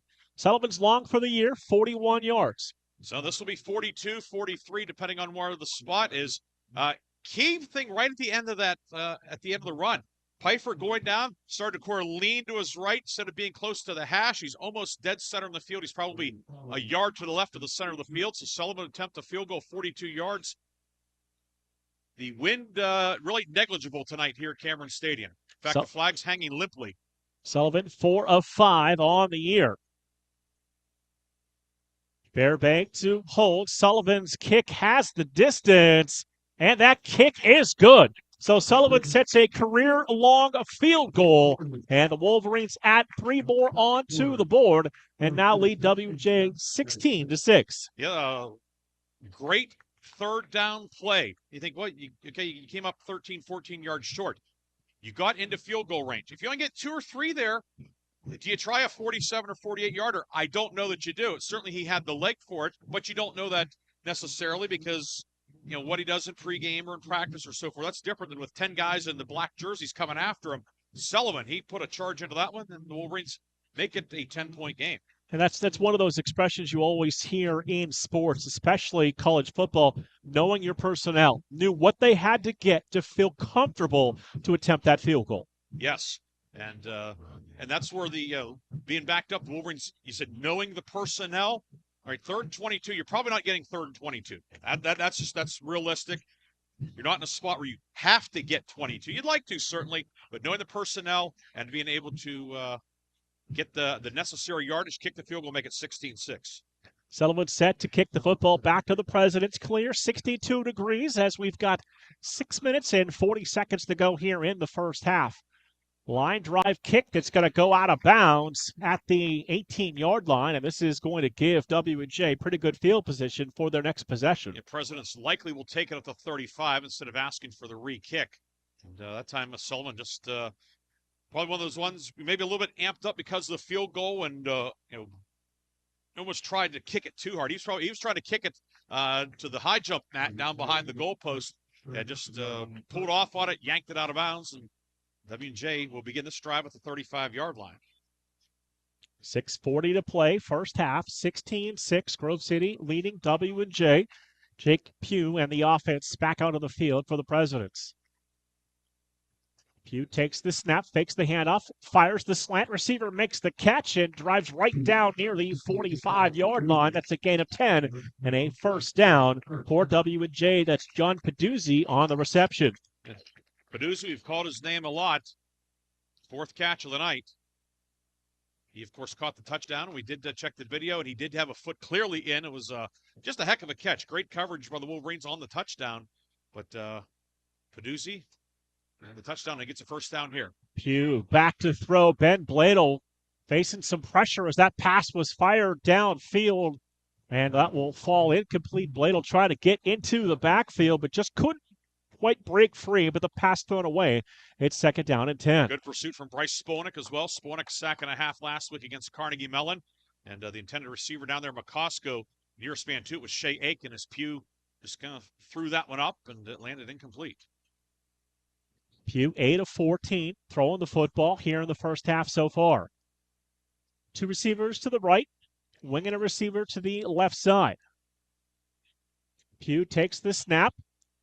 A jump pass over the middle as he faced pressure up the middle from Ben Bladel, and the incompletion brings up 3rd down and 10. Bladel just ran over the center, Grant Cullen, 275-pounder. Cullen, as soon as he snapped at Bladel, who shot through the A gap. Normally, Bladel lines up on the outside the tackle, near over a tight end. He was behind Kobe Bonanno, the nose tackle, shot through, ran over the center in Pugh's face. And W&J facing another 3rd down, 3rd and 10. Presidents did not convert 3rd and 10 last drive. Wolverines showing some pressure up front. Now they'll back off. Play clock at 8 seconds. Pugh back to throw. This time deep drop. Going to fire outside. Pass caught. Good enough for a first down. Nice job on the route to run it deep enough to come back to the football. And a first down catch for John Peduzzi. Big cushion from cornerback Danino. And a good pass from Pugh. Grove City rushed forward. W&J blocked it up. The 5 linemen and the running back staying in. And the Presidents into Grove City territory with their 7th first down of the night. First third down conversion. Single receivers to each side. 2 wing backs set up in the backfield. Single back behind Pugh. He will run it on first down.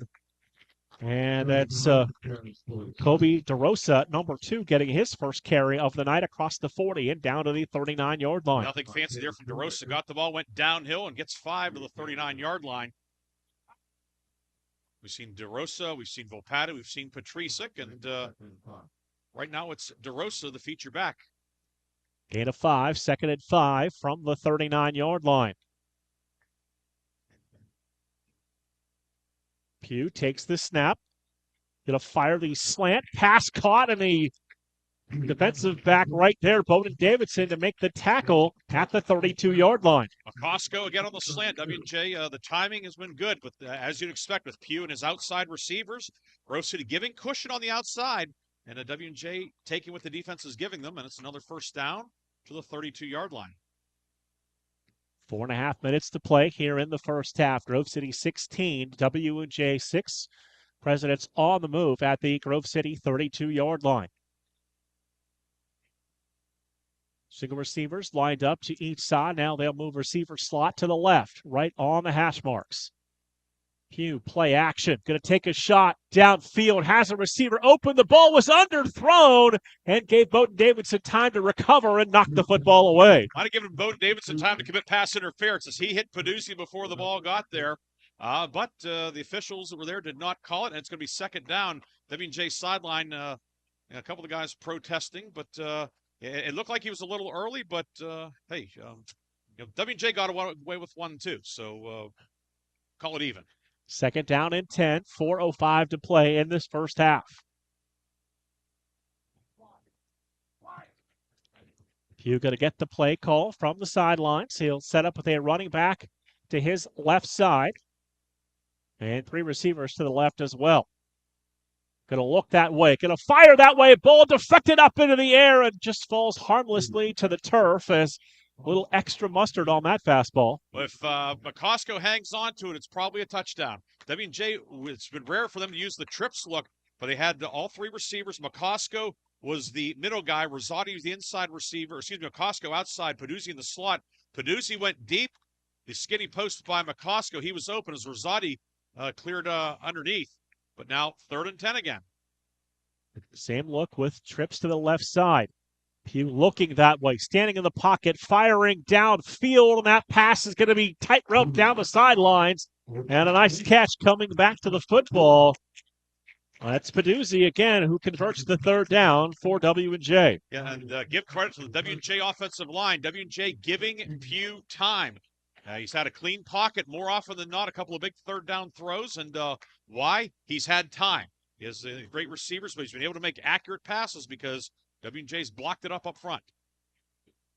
1st and 10 for the Presidents from the Grove City 13-yard line. 3.5 minutes to play, first half. Pugh takes the snap. Going to look over the middle. Pass is going to be caught inside the 5 and down to the 3-yard line. It's going to be 1st and goal for W&J. DeRosa circling out of the backfield, making the catch to the 3-yard line. We talk a lot about the receivers, but the backs, they can catch the ball as well. And now W&J will bring in some extra big bodies for this 1st and goal at the 3. Bigger bodies. Grove City counters. Joseph Samelka checking in on the defensive line. Danino checks out. So 1st and goal for the Presidents. They're going to snap it to Pugh, roll it to the outside, look into the end zone, and that pass knocked away and incomplete. Might have been able to run for the score, but try to squeeze one in there. He dropped down sidearm on that throw. W&J lined up in a T formation, faked the handoff on essentially student body right. Pugh rolled out there looking to hit the back and the flat, which of course would be in the end zone, but a good job by Shea Aitken in coverage. And it will now be 2nd and goal at the 3-yard line. And WJ back to its regular personnel. Grove City likewise defensively. 2:45 to play in the half. Second and a goal from the 3-yard line. Pugh single back next to him. Starosa, Pugh looking, thinking about trying to run to the outside, and he's going to be dropped back near the 10-yard line. Give credit to the secondary. There was no place for him to put the football. A textbook coverage sack there, and Caleb Brubaker eventually able to finish off Pugh, drop him for a loss back to the 7. Now 3rd and goal at the 7. There's 2:20 to go. W&J does not have to run a play before the 2-minute timeout. We'll see what the Presidents elect to do. May depend on what kind of look they see from the Grove City defense. DeRosa, the tailback to the right. 2 receivers to the right side of the formation. Play clock at 12 seconds. Pugh trying to throw the back shoulder fade and turned towards the corner and made the catch for the touchdown. That ball in perfect position. And Jake Pugh has his 25th touchdown pass of the year. Came into the week tied for first in NCAA Division III. And 24 touchdowns, number 25, as he found McCosco, who went up in the back corner of the end zone. And W&J, an impressive answer. 14 plays, 65 yards. It started at the 35 after the kickoff out of bounds. Wyatt Odd for the extra point. High snap, they get it down, extra point on the way, and that kick is good. Exactly 2 minutes to play in the first half. It is Grove City 16 and W&J 13 on the Wolverines Sports Network. Hey, wouldn't it be great if life came with a remote control? You know, you could hit pause when you needed to, or hit rewind. Like that time you knocked down that wasp's nest. Uh-oh. Or that time you forgot to roll up your windows in the car wash. Fantastic. Yeah, a remote control would have come in handy then. Well, life doesn't always give you time to change the outcome, but prediabetes does. With early diagnosis and a few healthy changes like managing your weight, getting active, stopping smoking, and eating healthier, you can stop prediabetes before it leads to type 2 diabetes. It's easy to learn your risk. Take the 1-minute test today at doihaveprediabetes.org. Life doesn't come with a remote control, so you're on your own with the wasps. You have the power to take control of prediabetes. Visit doihaveprediabetes.org today. That's doihaveprediabetes.org. Brought to you by the Ad Council and its Prediabetes Awareness Partners.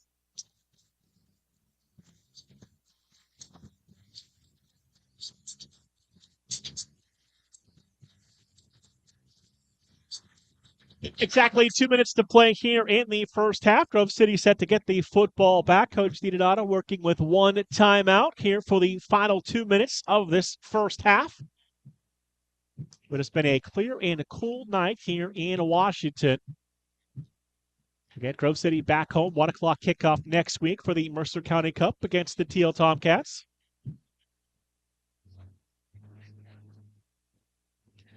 So off the media timeout, set to get back to action. Other games going on around the conference. They've gone to halftime in Cleveland with Case Western leading Teal 35-0. And just underway between Allegheny and Geneva. That was a 7 o'clock kickoff.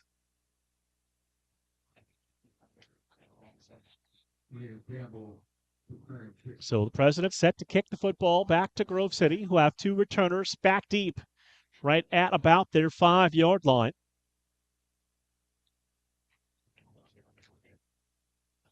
Presidents break the huddle with the ball teed up at the 35-yard line. Wolverines have thrown the football just 6 times so far in this first half, completing 4 of them. Run up on the kick at the 12, across the 15, outside 20 to the 25, still on his feet, across the 30, and down near the 33-yard line. And again, good special teams. The return game has been solid here in the first half. Yes, certainly has, and a nice run back there. Grove City, pretty decent field position to begin this drive. Wolverines 1 timeout. Of course, the clock stops on first downs. 1:54, ample time for the Wolverines. W&J will get the ball to start the second half, which is we've seen the Wolverines often being the team with the option to start the second half, but W&J with that privilege tonight. Single receivers to each side of the formation. Nico Flotti is the tailback. Pfeiffer to throw. Steps up in the pocket. He's going to be sacked and pulled down in the backfield at about the 26-yard line. That time the protection broke down on the deep routes downfield for the Wolverines. First sack of the season allowed by the Wolverines. Looked like Avery Keith knocked it loose. Brady Brungard jumped on it to save possession. It's a loss of 3 on the play loss of 5 back to the 27. Wolverines in no real hurry here now, facing second and long. W&J 2 timeouts remaining. I expect W&J to use those after second and third down, depending on what happens. Pfeiffer takes the snap, gives the ball to Nico Flotti, and 2 defenders there right at the line of scrimmage to spin Flotti down. It's going to bring up a third down and long for the Wolverines. And W&J will indeed take the first of those 2 remaining timeouts. Gives us a chance to step aside, and we'll be back after this on the Wolverines Sports Network. My name is Jim. I'm a veteran, and I lost both legs in Vietnam. My victory was proving that disability is not a limitation. I'm Julius. I'm a veteran. My victory was going from homeless to home. At DAV, we're on a mission, helping veterans of all generations get the benefits they've earned. I'm Cece. My victory was finishing my education. When America's veterans win, we all win. Help us support more victories for veterans. Go to DAV.org.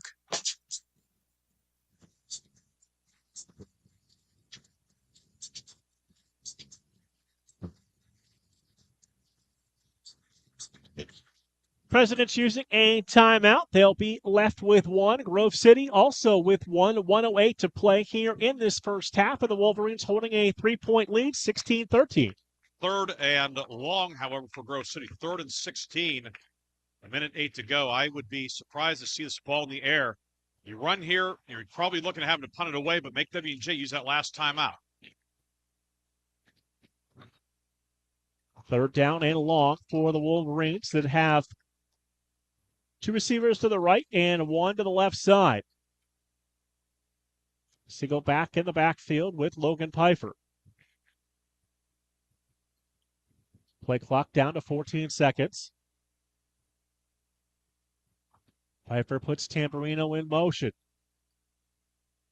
Going to run the ball with Nico Flotti, who got across the 25 down to the 27-yard line before being driven back in. The Presidents indeed will use their final timeout here of the first half. And we'll keep it here, Mark. Coming up at halftime, we'll recap the first half, scoring and stats. We'll talk about Wolverines sports action, a lot going on. Fall sports in full swing, and the winter sports getting underway. The swim team's in action up in western New York today, up in the Rochester area. So we'll catch up everybody on what's going on in Wolverine sports. A lot to talk about, a lot of good stuff, much like this first half. Absolutely. Been a good half, kind of the way you anticipated it playing out. Yeah, it's, again, we talked about the caliber of W&J and how it's a different, just a different dynamic with W&J than it was with Carnegie Mellon last week. Just different type teams, both excellent, of course. And W&J getting that nice touchdown drive to cut it to 3. And the Presidents are going to get the ball back here at the end of the first half. The chance to perhaps tie it up or take the lead before halftime.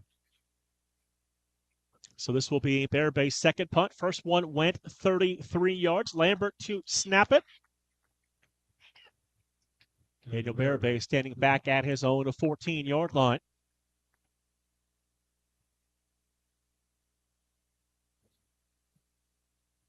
Lambert's snap is a good one. Bear Bay gets away. A nice high kick. Fair catch called for and made at the 41-yard line, but there is a flag back at the 20.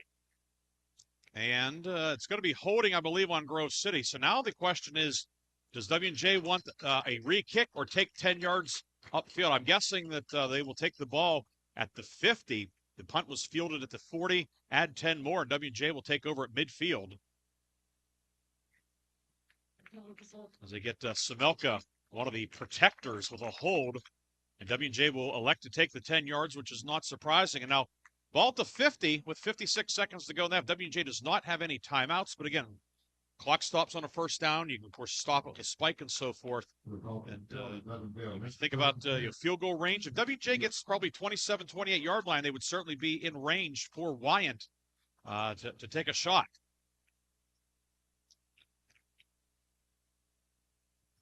So 1st and 10 for the Presidents from midfield. Adjusting their wide receivers, trying to get the proper alignment. Play clock under 20 seconds. Twins to each side, single back in the backfield with Jake Pugh. Pugh takes the snap, drops deep, steps up, going to fire downfield, and that pass is going to be incomplete, but there's going to be a flag on the Wolverines for pass interference. Yeah, Shea Aiken was step for step with Peduzzi, but he never turned his head. If he swivels his head around, probably no call, but he was bodying him up and might have even had an arm around him, or certainly maybe impeding him a little bit. It's 15 yards, automatic first down, out the ball to 35 for W&J. 5th penalty called on the Wolverines here in this first half, 2 on the Presidents. 50.6 seconds to play here in the first half. But the overarching thing, too, Mark, Grove City is not getting pressure on Pugh. He'll drop the throw for the 24th time. Going to take a shot downfield. Pass caught outside of the 20-yard line, and that's going to be good enough for another first down for the Presidents. Down to the 22-yard line, so it's clearly now in field goal range with 46 seconds to go in the half.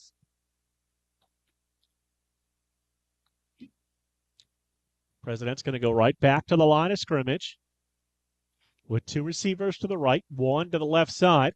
Single back in the backfield. Pugh drops to throw. Going to fire to that same side of the field. Pass caught inside the 15-yard line, and the clock will wind. Peduzzi brought down in bounds by Danino. Gain of about, give him 8 to the 14. Half minute to go. Plenty of time, though, for W&J. Pugh takes the snap again, looking that way. Now feeling some pressure, rolling to the outside, and that pass is going to be incomplete at about the 7-yard line with 21 seconds to go in the half. Obviously, a missed assignment in the backfield. Owen Patricic ended up having to try and chip Ben Bladel, and he did a good job to get just enough of Bladel to keep him from bearing down on Pugh. It will be 3rd down now, and 2 at the 14. 21 seconds to go. Remember, it being 3rd down, that if for some reason the play ends in the field of play without the first down, can't spike it. So significant play here, this 3rd down play. Play clock down to 5 seconds. Pugh back to throw, firing for the end zone. Jump ball, back corner of the end zone.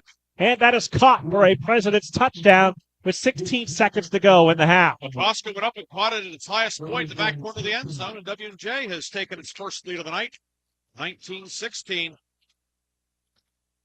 The drive, which started at midfield after the holding penalty on the punt, the clear pass interference giving W&J 15, and the Presidents a very efficient drive to take the lead. So Devin Wyatt will come on to attempt the extra point.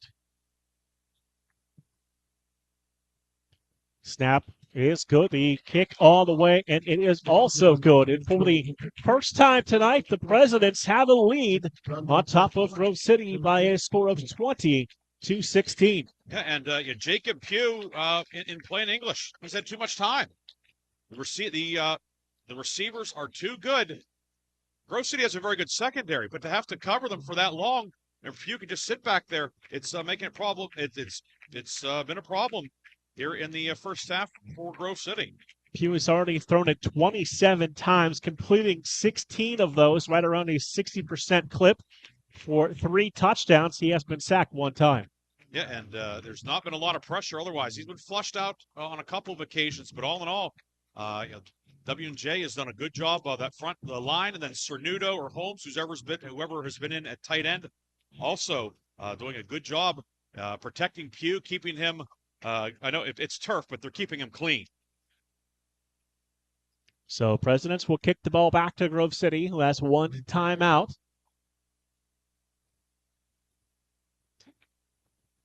Temperature continuing to cool off. Now down to 55 degrees. High end over end kick. Fair catch called for and made at the 11-yard line by Bowden Davidson. And with 16.4 seconds to go, we'll see if the Wolverines elect to run a couple of plays or they may take a knee and head into the locker room. Yeah, take over the 25 after the fair catch. Grove City with one timeout left. And W&J getting the ball to start the second half. This might be a case where if you think about being brave, maybe try to get something, get something out to the 40, 45, then take a shot or two at the end zone. Wolverines will have one receiver to the right and two to the left side. It'll be Frazier, Heckathorn, and Gray. Nico Flotti, the single tailback in the backfield. Play clock now down under 10 seconds. Pfeiffer takes the snap, drops the throw, steps up, going to take a shot downfield for Gray, and that's over his head and incomplete with 11.3 seconds to go here in the first half. You have a guy like Darvier Gray who can just flat out go, take a shot, see if he gets behind a guy or maybe get interference. Now incomplete, second down. There's W&J without a timeout. Grove City still with the one. So second down and 10, 11.3 on the game clock. Play clock under 20 seconds. Piper going to look to the sidelines. Play clock now down to 5 seconds. Down to 2. They snap it with 1. Piper to throw. Going to take a shot downfield for Frazier. That one over Frazier's head, almost intercepted, but the defender would have been out of bounds. The incompletion with just 6.4 seconds to go in the half.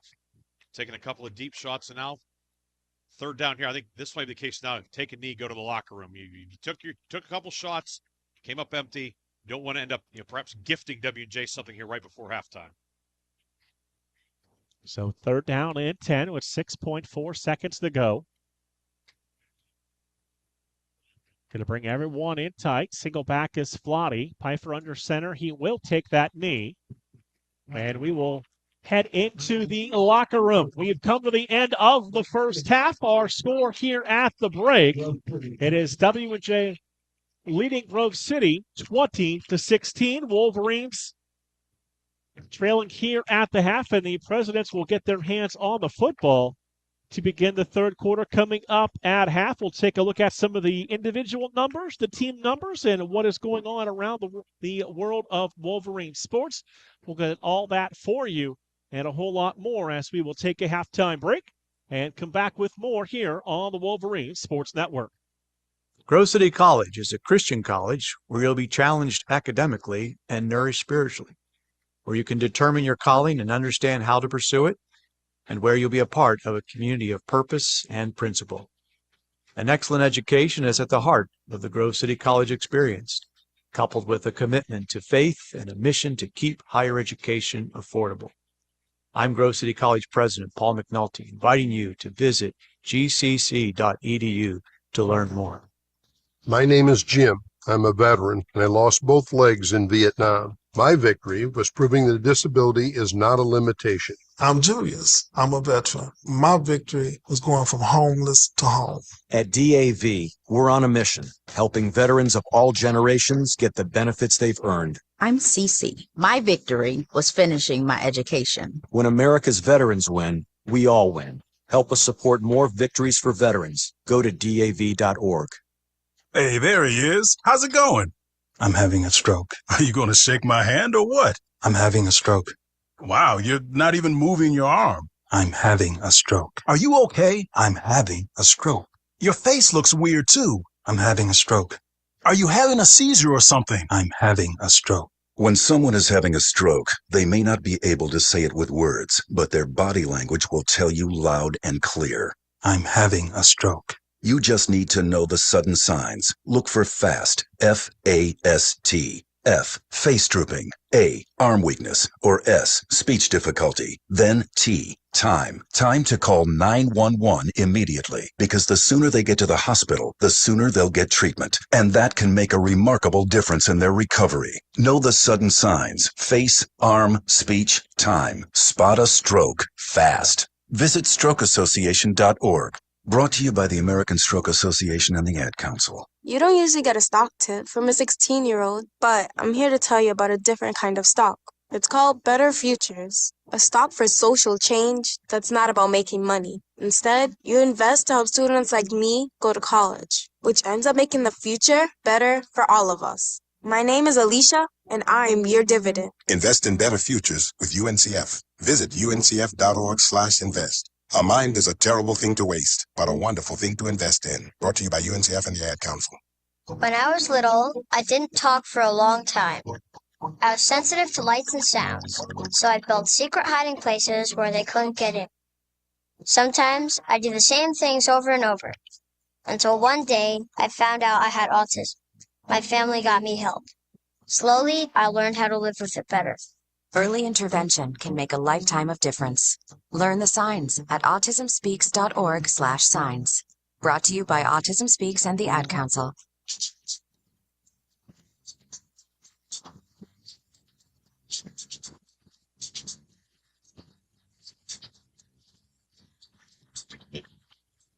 Halftime here on the Wolverine Sports Network with W&J leading Grove City 20-16 here at the break. Scores around of the conference.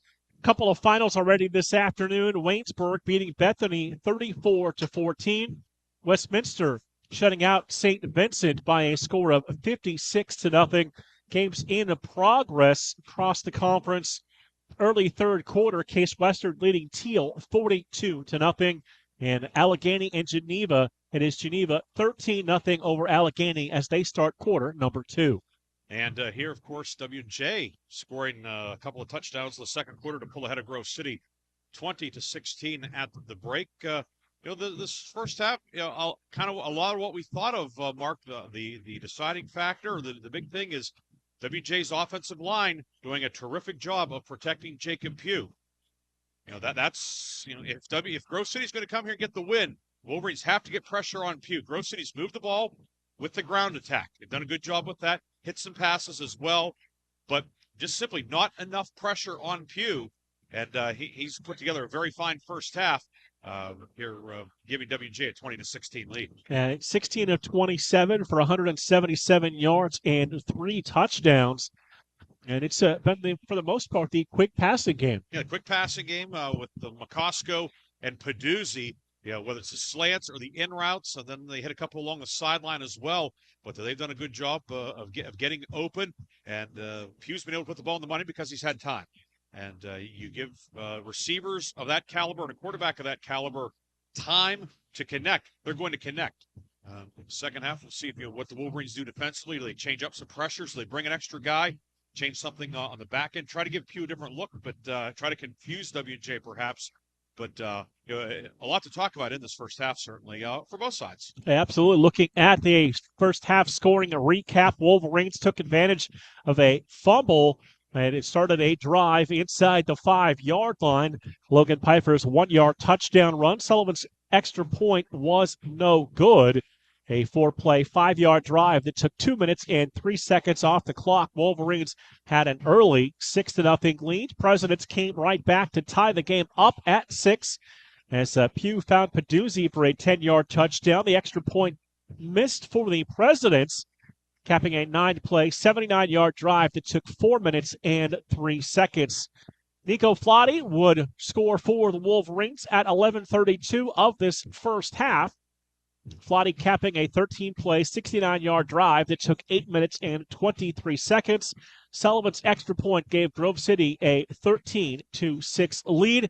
Sullivan involved in the scoring on the next possession. Grove City with an 8-play, 36-yard drive that took 3 minutes, 9 seconds off the clock, ending in a career-long 42-yard field goal for Daniel Sullivan. And the Wolverine lead was 16-6.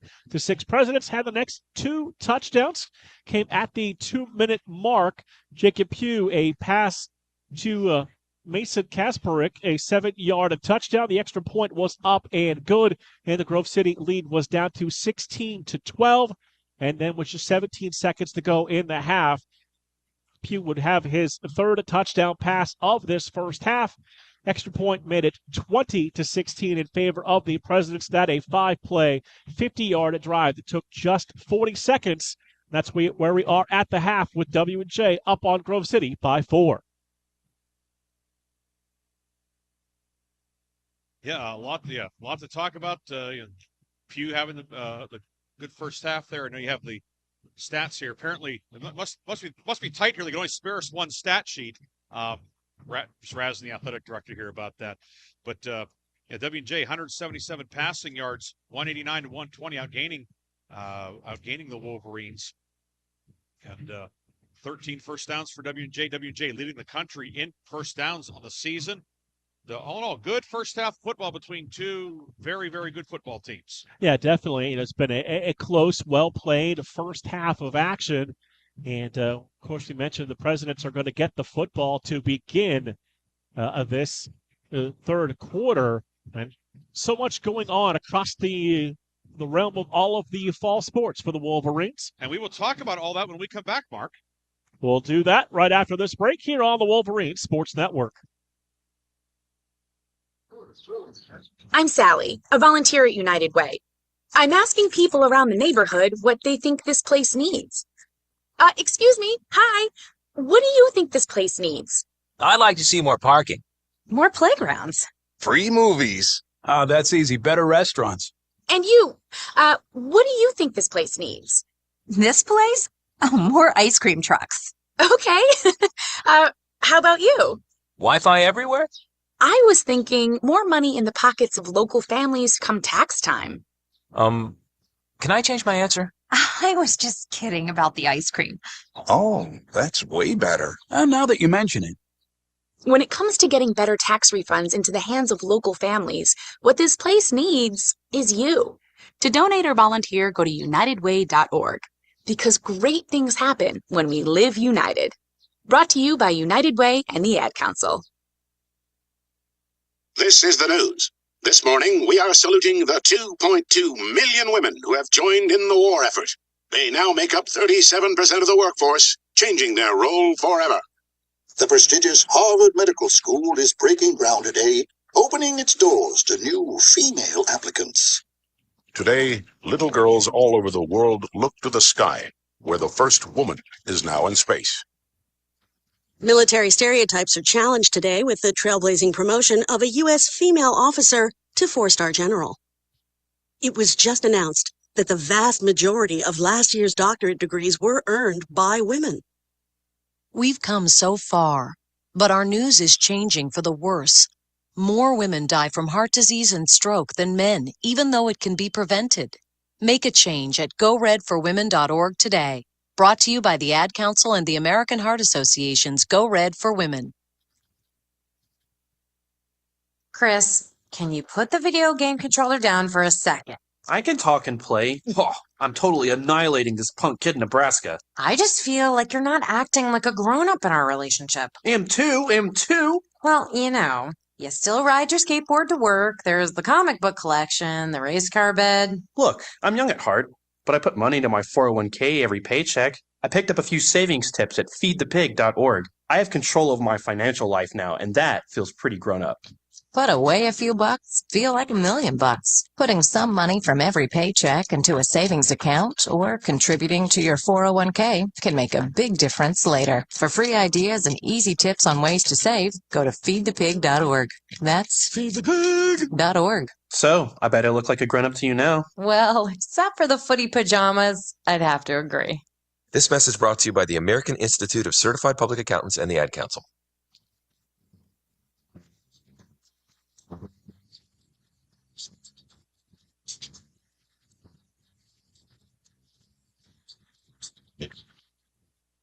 Halftime here on the Wolverine Sports Network, and W&J on top of Grove City by a score of 20-16. And as you always say, no matter what season it is for sports at Grove City, always a busy one. Yes, certainly it is, Mark. A lot going on campus today. PAC women's tennis tournament semifinals today. Grove City and Franciscan in a good one. The teams played in the regular season finale a little over a week ago down in Steubenville. Grove City pulled out a narrow victory, 5-2. It was a lot closer than that score would indicate. Today went the other way. Franciscan a 4-3 victory. They use the 7-point format now.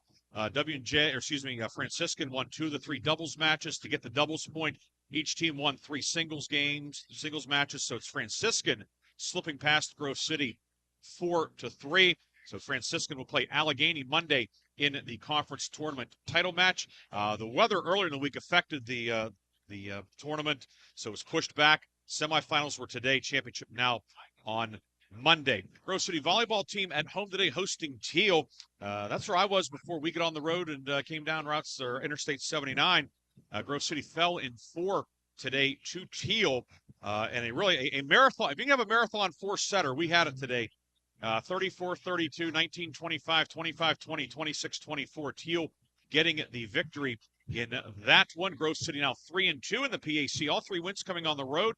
Grove City will be back home Wednesday to host PAC leader Allegheny, 7 o'clock in the Grove City College Arena. Grove City men's soccer team goes to 5-2 in the PAC. A 1-0 senior day victory today over Chatham as Grove City broke through Cam Thomas, who missed some time earlier this year due to injury. The South Range product scoring the only goal in that 1-0 victory. And that was the back half of a men's doubleheader at Don Lyle Field. Game 1, the women's match. Grove City blanked Chatham 4-0 to get the victory there. Grove City now 5-0-2 in the PAC. Grove City is 22-0-2 in its last 24 conference regular season matches. So good job for the women getting the senior day victory 4-0 over Chatham. And both teams will be on the road at St. Vincent this week. Men play Tuesday. Women are on Wednesday, I believe. One's Tuesday, one Wednesday. You can check athletics.gcc.edu. It'll tell you for sure. But we do know the soccer teams will be there. They'll be back home on the 30th to close the regular season against Waynesburg University. The men will play the 4:30 game, the women at 7 o'clock that night. Swimming and diving getting underway, taking on Geneseo State, Brockport State, and Penn State Barron in a quad meet up in Western New York in Webster, New York. Grove City finishing second on both sides behind Geneseo State, who is really a top 10 program. So good starting performance today for the swim teams. They'll be back home. Oh, they will be home, not back home. They'll open up the home schedule next Saturday, 1 o'clock against Ashland in the home opener in the James E. Longnecker Pool. The basketball teams, they've been practicing. They had some preseason practices earlier in the month, and now officially starting on the 15th, and they are in full swing. We'll have some scrimmages later in the month, and then basketball games start on Friday, November 8th. So basketball season is coming fast. Cross country off this weekend. They will be hosting the PAC Championships Saturday, November 2nd at the Lawrence County Fairgrounds off of Route 108 across from Laurel High School. So that's upcoming for them. The golf teams both competed in the PAC Fall Championships this past week over in Warren, Ohio at Squaw Creek and Avalon, where they had the LPGA tournament years ago, not too far from Mark Means' stomping grounds. I know that place very well. I got married there. All right, that's good. And both Wolverine teams took 6th out of 9. Of course, that's the first half of the conference championship. They'll play the second half of it in the spring at Mill Creek over in Boardman, Ohio. So that's the latest on Wolverine sports. A lot going on. A lot going on today. A lot more yet to go, not only tonight, but in the coming days and weeks. Yeah, it's been a busy fall portion of the schedule. And now we're in that time where it's kind of that crossover period where the fall sports into full gear leading towards postseason play. And the winter sports starting to pick up. And it won't be too long before we'll transition to a lot more things indoors when the cold weather begins. Yes, we will. Swimming getting underway. And, of course, basketball will be getting started. Then the newest sport at Grove City, newest varsity sport. Men's volleyball will start in January, Sport 24. So they will be getting going in the inaugural year of PAC men's volleyball as well. Grove City will host Penn State Barron on January 15th. So that's coming down the pipe here sooner than later. But, winter sports on the horizon, fall sports still in full swing. A lot to be excited about if you're a fan of the Wolverines. So we will take our final break. We'll take a 2-minute break.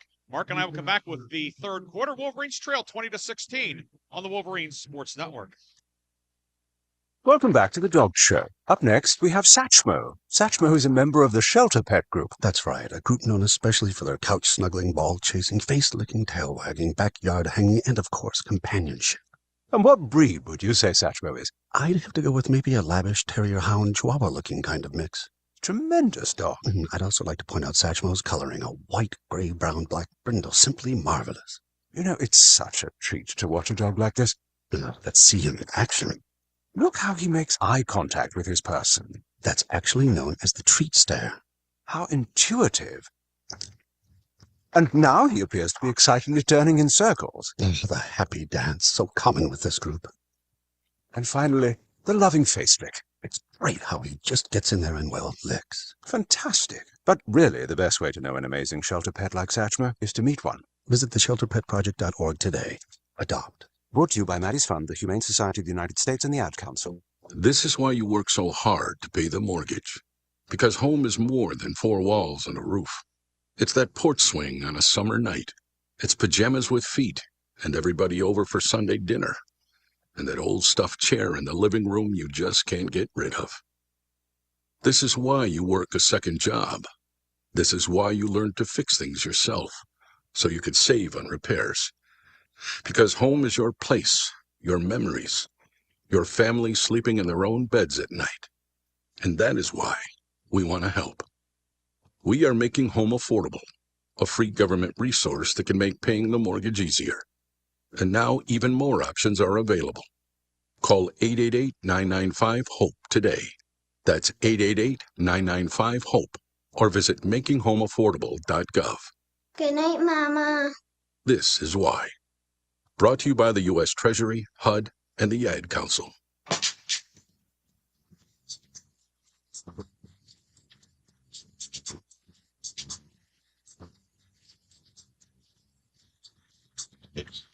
As we get set to begin tonight's third quarter, we take a look at some of the individual numbers here in the first half. Nico Flotti carried it 18 times for 47 yards and a touchdown. Logan Pfeiffer, 4 carries for 19 yards and a touchdown. Ian DeMary carried it 4 times for 16 yards.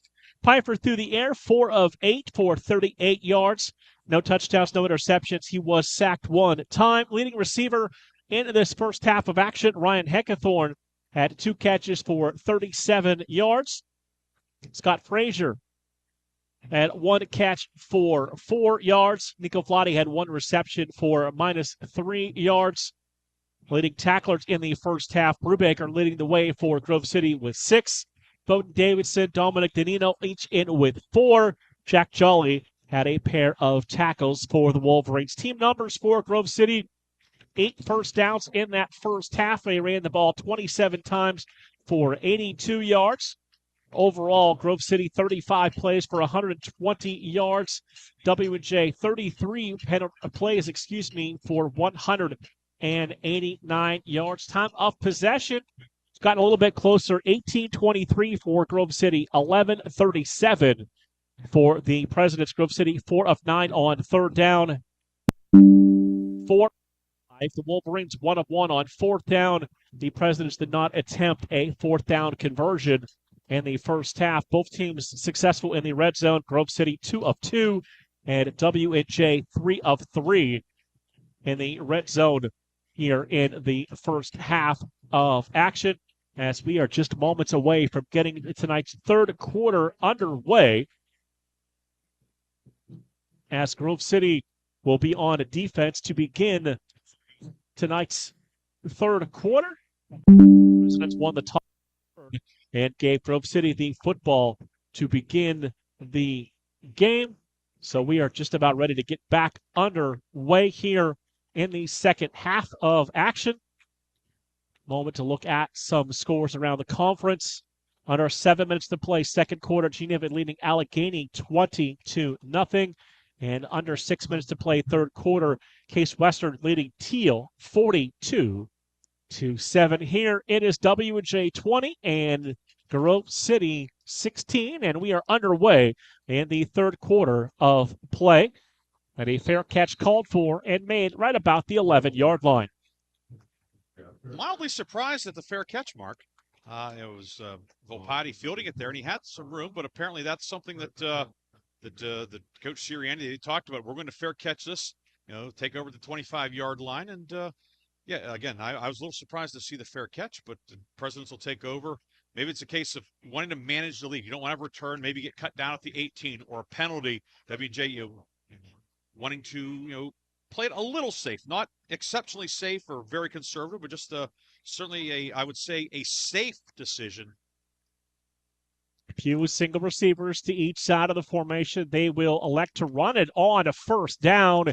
And that swarming Grove City defense right there to make the stop after a very short game. Grove City, of course, one of the top rush defenses in the country coming into play this weekend. And W&J really not really even trying to run much in the first half, just the 6 carries.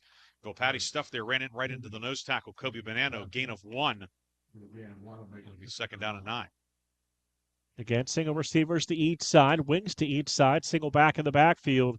Pugh drops back to throw, going to fire the deep out, pass caught, and the receiver thrown out of bounds by Bowden Davidson, but plenty enough for a nice gain. And it will not be a first down. I thought where he caught it was right near the stick, but driven back, and they're going to say, 2 yards short, gain of 7.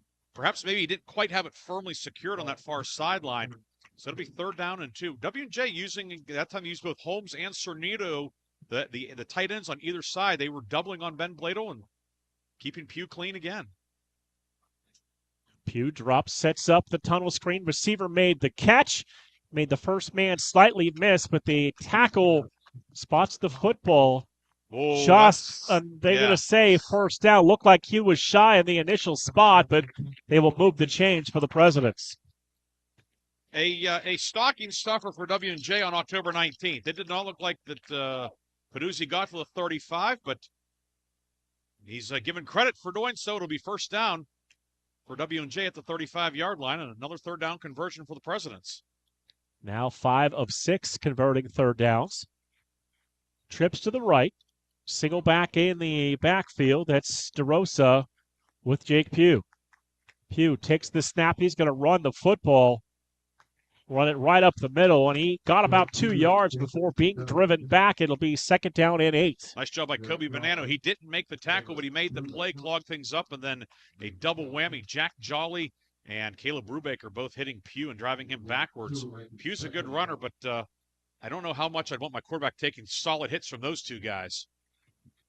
Second down and 8, out to the 37-yard line. Presidents right to left here in this third quarter. Well, the same token for W&J, at least keep Grove City honest with sprinkling in the quarterback run. Play clock down to 10 seconds. Pugh takes the snap, going to roll out, now sets up, fires downfield. One-hand catch made across to the 45 and down near midfield to the 48-yard line. McCosco again stuck the hand up. Looked like he had the Lester Hayes and stick him on there. It stuck. He pulled it in. Very nice catch. His quarterback put it where only he could make the catch, and an above-average play for McCosco, converting the first down. W&J now first and 10 at the 48. His 10th reception of tonight's game. 2 receivers go to the right. Play clock down to 12 seconds. Pugh takes the snap, stands in the pocket, fires to the outside. That pass is going to be incomplete. Looking for McCosco again. It's second down and 10. That time W&J was just 2 men into the pass pattern. Everybody else stayed in to block the maximum protection. And good job by Bowden Davidson, the cornerback, to drive on the receiver that time. Passed a little bit high, but Davidson had it timed well. So second down and 10, 11:51 to play, third quarter. 2016, W&J leads Grove City. Pugh going to roll out, now throw back across his body. Receiver makes the catch, and he's knocked down at the 45-yard line. That's John Peduzzi with the reception. He'll set up a third down and about 2 for the Presidents. Peduzzi's so slippery. He's a big guy, but he runs like a little guy. Those underneath routes, he can get lost in traffic. If a guy 6'2", 200 can get lost in traffic, that's how it happens. So third down, long 2 for the Presidents. 2 receivers to the left. Set up a wing to the right side, single back in the backfield with Jake Pugh. Pugh takes the snap, two-step drop. Pass knocked in the air and incomplete. Good job by the Grove City secondary again, driving on the football and knocking it away. Dominic Danino, as W&J stayed in the air on that third, and as you said, long two, short three, pass broken up, and on comes the punt team. W&J look to pin Grove City deep here. I thought they might try and maybe like quarterback run, get to the wide side. They had the tight end and the fullback both on the right side, a lot of room. Pugh who can move. Instead, they come short side with a pass, and it ends up incomplete. Wyant to punt, averaging about 38 yards a kick. That snap, he had to run back for it and knock it up into the air. And a fair catch called for and made at the 11-yard line. And who says punters aren't athletes? A fantastic play. Yeah, nice job. And, of course, Grove City did not have the block on because of where the ball was. It's 4th and 3 at the 45. Of course, when the ball is in that area on 4th and 3, what are you thinking? Watch for the fake. So Grove City had the punt-safe defense out there. It was the base defense. Danino starting cornerback back for the punt. He fields it at the 11, but actually they'll call it the 12. Either way, a long field for the Wolverines. They'll get their hands on the football for the first time in the second half. Going left to right, they will run it on to first down. And that is Ian DeMary who starts the second half across the 20 and out to about the 23-yard line. That's going to be good enough for a first down. Yeah, Ian DeMary looking fresh out there, shot through that hole and out across the 20, as you said, to the 23 for the first down. That's how to get out of a hole, Mark. Give it to your bruising running back. Grove City with Brunette in as an extra fullback along with Tamburino. Grove City had success with this offensive package. If you were graphing it out, what was the most successful personnel unit? This was it. Again, they will run it with DeMary, and he'll be bottled up after a short gain out to the 25-yard line. Brings up a second down and 9. Guess I put the whammy on him that time, but overall, when Grove City has used that package with Brunette in there and two receivers, the Wolverines, they've been able to put W&J in an uncomfortable spot from a personnel standpoint. Second down and 9 from the 24-yard line, under 10 minutes to play.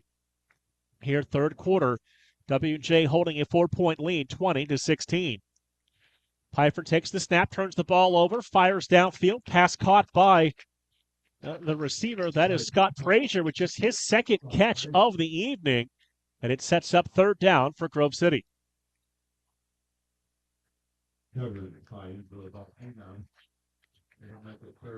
Third down and 4 for this Wolverine offense. Grove City 4 of 9 on third downs.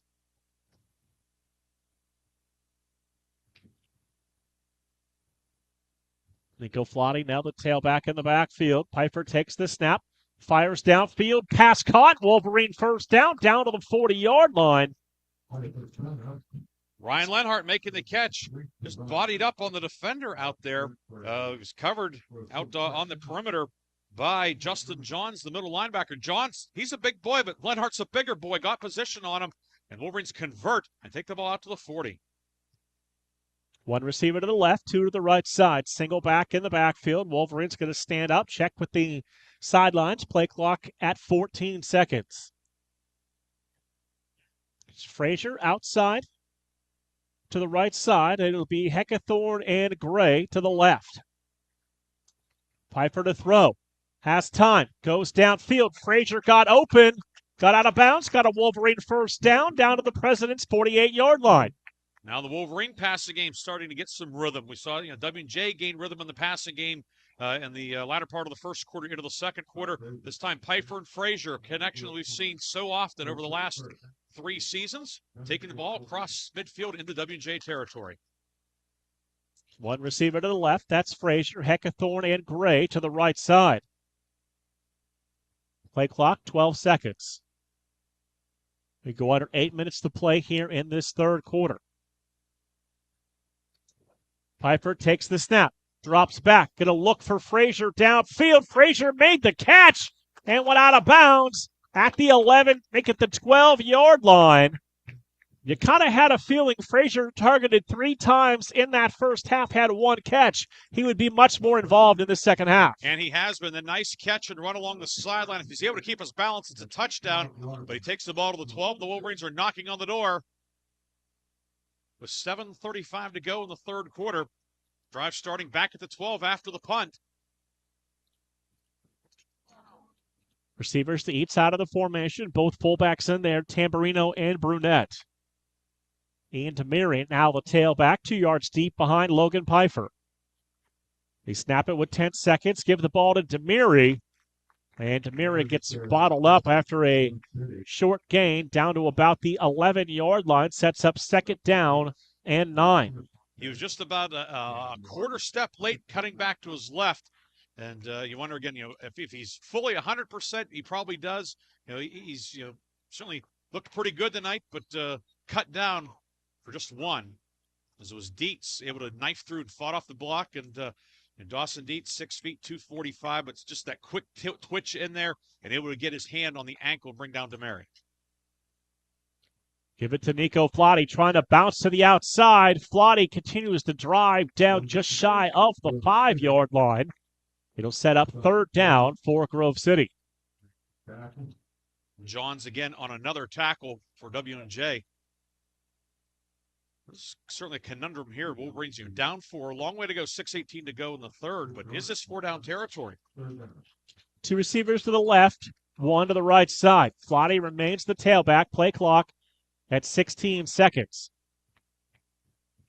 So it's Frazier right on the numbers. Heckathorn in the slot to the left side.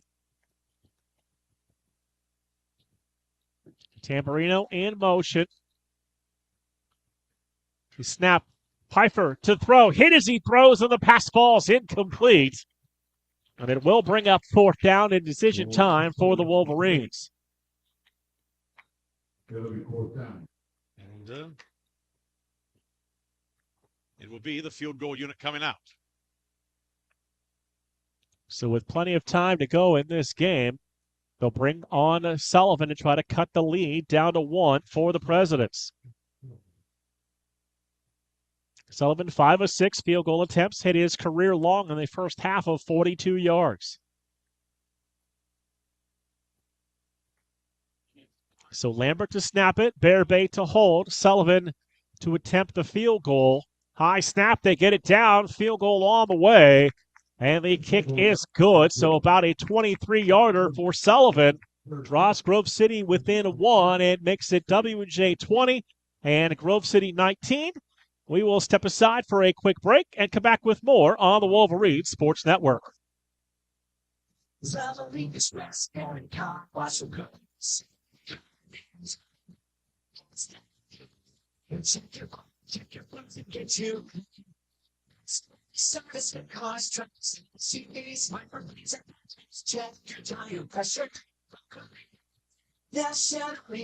Ken Frenchak here from the Valvoline Express Care and Car Wash of Grove City. Fall. Leaves are changing. Why not get a jump start on the season and get the oil changed in your vehicle? We have your grade of Valvoline oil regardless of your gas or diesel engine. We stock most air filters and windshield wiper blades. So don't forget, we offer 2 automatic car washes along with 2 self-serve bays. Stop by to have your car run and look great. You can go anywhere for an oil change, but you come to us for the experience.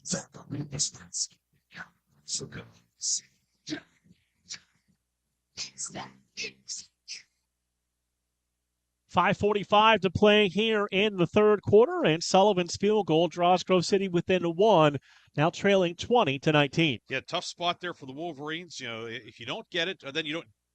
If you go for it, don't get it, then you come up empty-handed. W&J would have a long field, but you take the points. Again, it would have been, 4th and 6 or so. So it was, in this case, you have a chance to get points on the road in a close game, get the points. And because now, if things continue to progress, field goal gives you the lead. So, again, probably not a slam dunk decision, but there wasn't a whole lot of hesitation. And the Wolverines, playing the long game, if you will, as we still have over 20 minutes of game action. Sullivan gets his foot into this kick and over, and it is going to be fielded at the 6, across the 10, 15, 20, and down near the 25-yard line, and a flag thrown in by the referee behind this play. Yeah, it looks like a blocking infraction, either a hold or a block in the back far sideline, and W&J is going to be marooned back at its 15-yard line, or perhaps even closer to the 10, depending on where it's marked off. Officials getting together before we get this penalty call.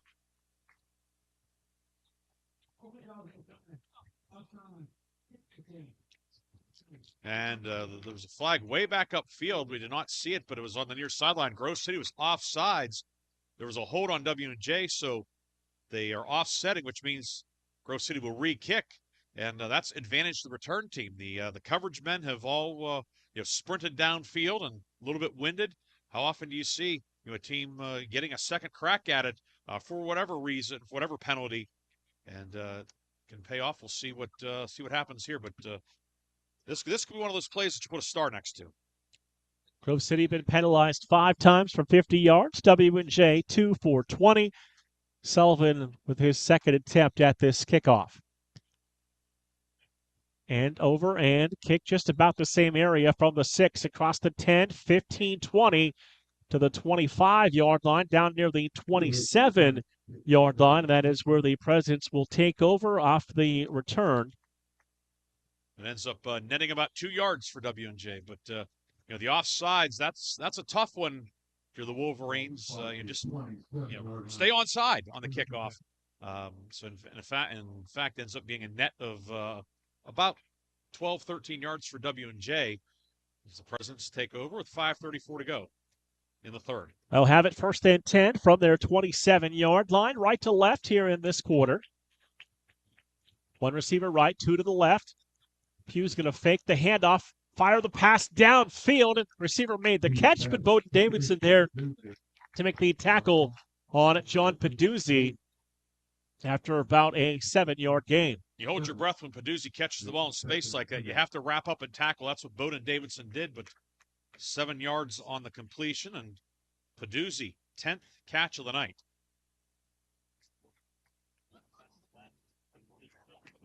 So 3rd down and 3 from the 34-yard line. Second down. 2 receivers to the right. Pugh takes the snap, will drop the throw. Pumps, now he's going to try and take the shot downfield, and that pass is going to be caught across the 35-yard line. The Presidents ran the double move down the sideline, and did a nice job to come back to the football. And a nice catch again for the Presidents. McCosco making the catch, got behind the defender. Grove City brought the safety blitz from the far side, and Pugh pumped, threw it downfield, and his receiver made a nice catch on it. W&J into Grove City territory at the 33-yard line. Pickup of 28 on that one. First and 10 from the Grove City 33-yard line. 2 receivers to the left, wing to the right side. They will run it on a first down.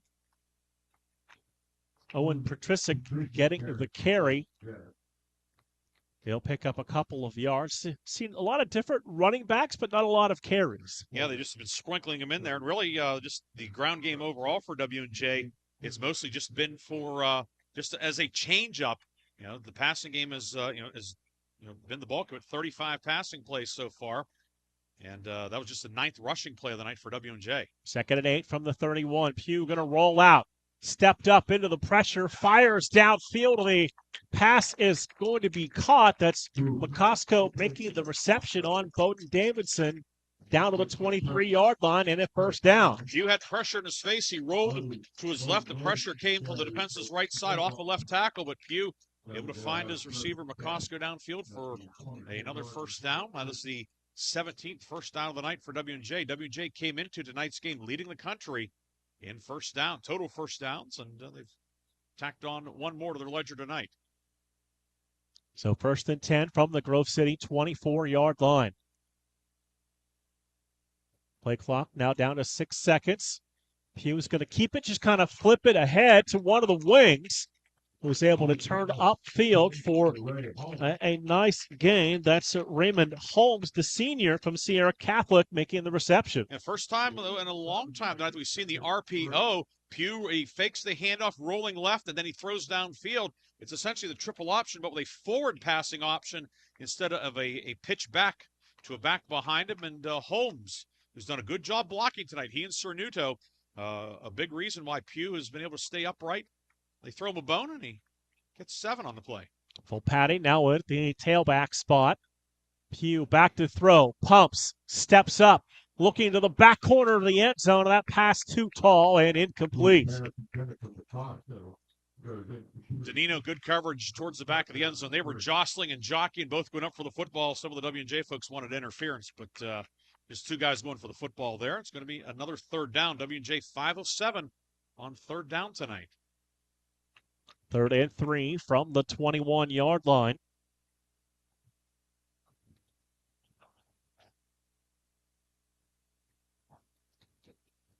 President's going to send trips to the right side. Volpatti is the running back to the right of Jake Pugh on 3rd down and 3. Drops to throw. Pressured. Going to run to the outside. Got down to the 9-yard line, and that'll be a first down for the Presidents. No contain on the left, and Pugh able to get outside, knew what he needed for the first down, and he picks up the necessary 3, and then a handful more down to the 10, 1st and goal, W&J. We go under 2 minutes to play here in this third quarter. 20-19, W&J leading Grove City. Presidents have the ball at the Wolverine 10-yard line.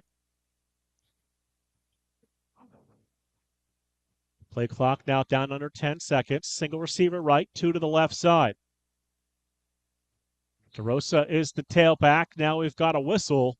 And W&J will have to take a timeout. They had 2 men moving, and Pugh was trying to get Rosati to stop, but the play clock was winding down, and head coach Mike Sirianni elected to take one of his timeouts here, minute 37. Understanding the gravity of this situation, 1st and goal at the 10, a chance to extend a 1-point lead, and the last thing you want to do is a self-inflicted situation where you go back 5 yards. So they will use the timeout. Presidents will have a pair. Grove City with all 3 of theirs. And it's been a tooth and nail, right down close game like we anticipated. Yeah, and it's been what you expected. W&J using the pass effectively. The short game, a couple of deeper ones here in the third quarter, but Pugh now 24 of 38 for 259 yards. But the stars for W&J, certainly the receivers McCosco and Peduzzi combined 21 catches. They've been fabulous. But is that for the front 5, the 5 offensive linemen, and then the backs, both DeRosa or Patricic or Volpatti, Cernuto and Holmes, the tight ends, H-back. Those are the guys they have been able to keep Pugh upright tonight. Receiver goes in motion. Pugh back to throw, stands in the pocket, pumps, pulls it down, will turn and run for the corner, and he's going to get hammered out of bounds right about the 1-yard line. So it'll be 2nd and goal from the 1. Pugh using those legs again, getting outside. Wolverines flushed him out, but no contain, and 3 cracks from a yard out for W&J. And Pugh is their leading rusher so far in tonight's game. 2nd and goal from the 1-yard line. And a direct snap to the running back, and that is into the hands of Kobe DeRosa, who runs that into the end zone for a 1-yard touchdown for the Presidents. So DeRosa with his 7th rushing touchdown of the season, and Devin Wyatt now will come on to attempt the extra point. He's already had 1 tip tonight, remember.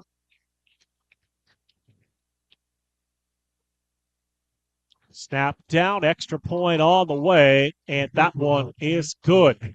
So with 1 minute, 1 second to play here in the third quarter, it is now W&J 27, Grove City 19 on the Wolverines Sports Network. So what's a great way to spread awareness that driving high is illegal everywhere? A catchy song, of course. Okay.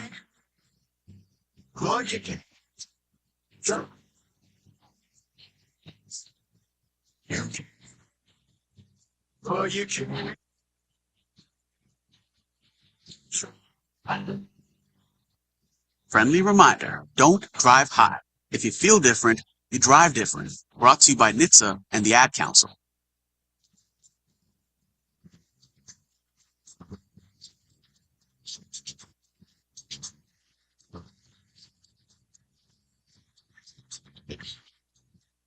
.61 seconds to play here in the third quarter, and the President's lead is now 27-19 at 8 points, and Grove City's offense set to get their hands back on the football, had a scoring drive, got a field goal on their first possession of this second half. Yeah, and the Wolverines moving the ball, but stalled out. They kicked the field goal, and WJ able to answer with a touchdown and extend the lead to 8. Long way to go, but an important drive upcoming for the Wolverines. We mentioned it earlier, time of possession was largely in favor of Grove City. It's drawn much closer, 23-34 for Grove City, 20-25 for the Presidents. Run up on this kick across the 15, 20, outside of the 25 near the 28-yard line before being knocked out of bounds. And Grove City takes over with 56.3 seconds to play here, third quarter, down 27-19. So far throughout tonight, Logan Pfeiffer, 8 of 13, has 102 yards through the air. No touchdowns, no interceptions. He's been sacked one time, first time on the season.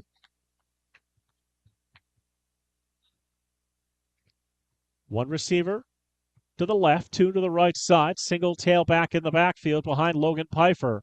That's Flotty who gets the carry on first down, and Flotty able to spin forward to get back to the line of scrimmage. It'll be second down and 10. That Nico's 20th carry of the game after carrying it 30 times last week. And we will now approach 30 seconds to play here in this third quarter. Play clock at 20 seconds. Pfeiffer puts Tamburino in motion. Takes the snap, he'll drop to throw. Time, going to step up, going to go downfield. Heckathorn got one hand on the football, but could not hold on to the pass at the 45, and we've got a flag back at the 20-yard line. And it's going to be holding on the Wolverines. That flag thrown right in the middle of the field at the line of scrimmage.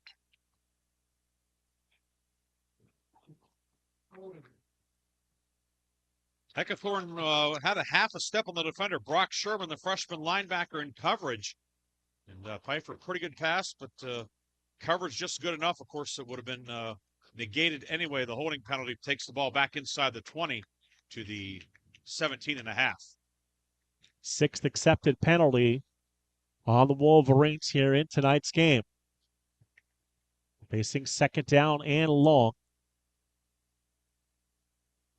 Play clock approaching 12 seconds. Down to 15.4 to play here, third quarter. And we've got a whistle. A false start on the Wolverines. Going to back them up 5 more.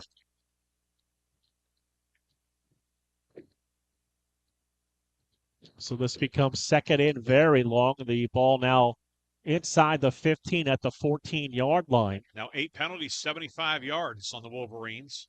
WJ penalized just twice. Victory favors the team making the fewest mistakes. Grove City's made a few more mistakes here. Wolverines need to get to the 38 for a first down. Pfeiffer to throw. Steps up. Hit as he throws, and that pass is dropped. That's incomplete. It hit the ground at the 25-yard line. Defender could not get 2 hands underneath the football, and it's third down and long. Brandon Brown, the strong safety, he was coming after. It looked like a punt spinning and coming down as Pfeiffer, as you said, was hit. And it went, wasn't straight up in the air, but it was a parabola up and on the way down. And Brown was about 6 inches away from having the first takeaway of the night for W&J. So this is not a lot of fun for the Wolverines. Pinned deep in their own end, 3rd and 24. 9 seconds to go here in this third quarter.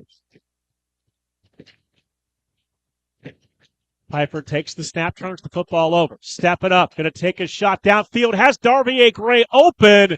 That'll go over his head and incomplete near the 45-yard line and bring up fourth down and long. The cornerback fell down. Gray was open, but Piper just put too much on it. The safety was late getting over. And I don't know whether if Gray made a move or just ran by him, and either way, he was open. Would have been a chance for a huge gainer. Instead, Barabay will have to punt, standing in his end zone. Third punt for Barabay, averaging about 33 yards a kick. Lambert to snap at Barabay, about a yard deep in his own end zone. Snap back to Barabay, gets the kick away. And a fair catch called for and made at the Grove City 49-yard line. It's a flag in the backfield. Yeah, back at the 4. And are we going to have another hold? Although there didn't seem to be any other white jerseys around.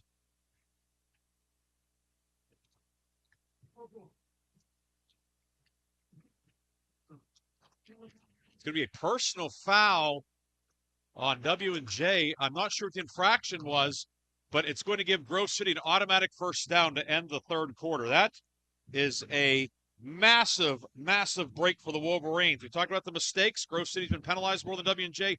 W&J just giving Grove City a new set of downs as we make the turn for the fourth quarter. We'll take a break. We'll come back. We'll start the fourth quarter next on the Wolverines Sports Network.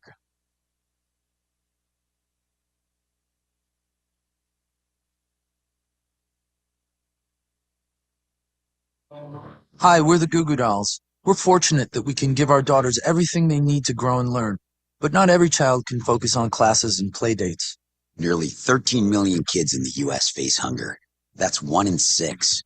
School lunch might be their only meal each day, and it's heartbreaking to imagine any child going to bed hungry. We're dreaming of a perfect day when kids can smile, play, and just be kids without worrying about where their next meal will come from. Feeding America is working to make that perfect day a reality. Each year, the Feeding America network of food banks rescues billions of pounds of good food that would have gone to waste. That food is given to families and children in need.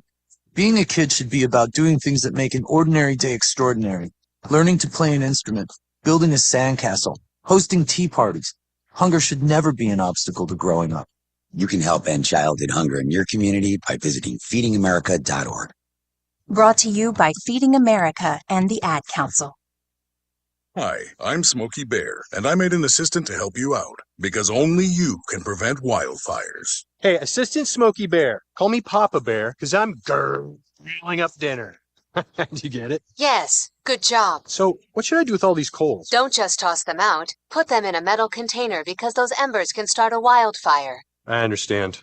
The stakes are high. Ha, ha, ha, ha. Learn more at SmokeyBear.com. Brought to you by the U.S. Forest Service, your state forester, and the Ad Council.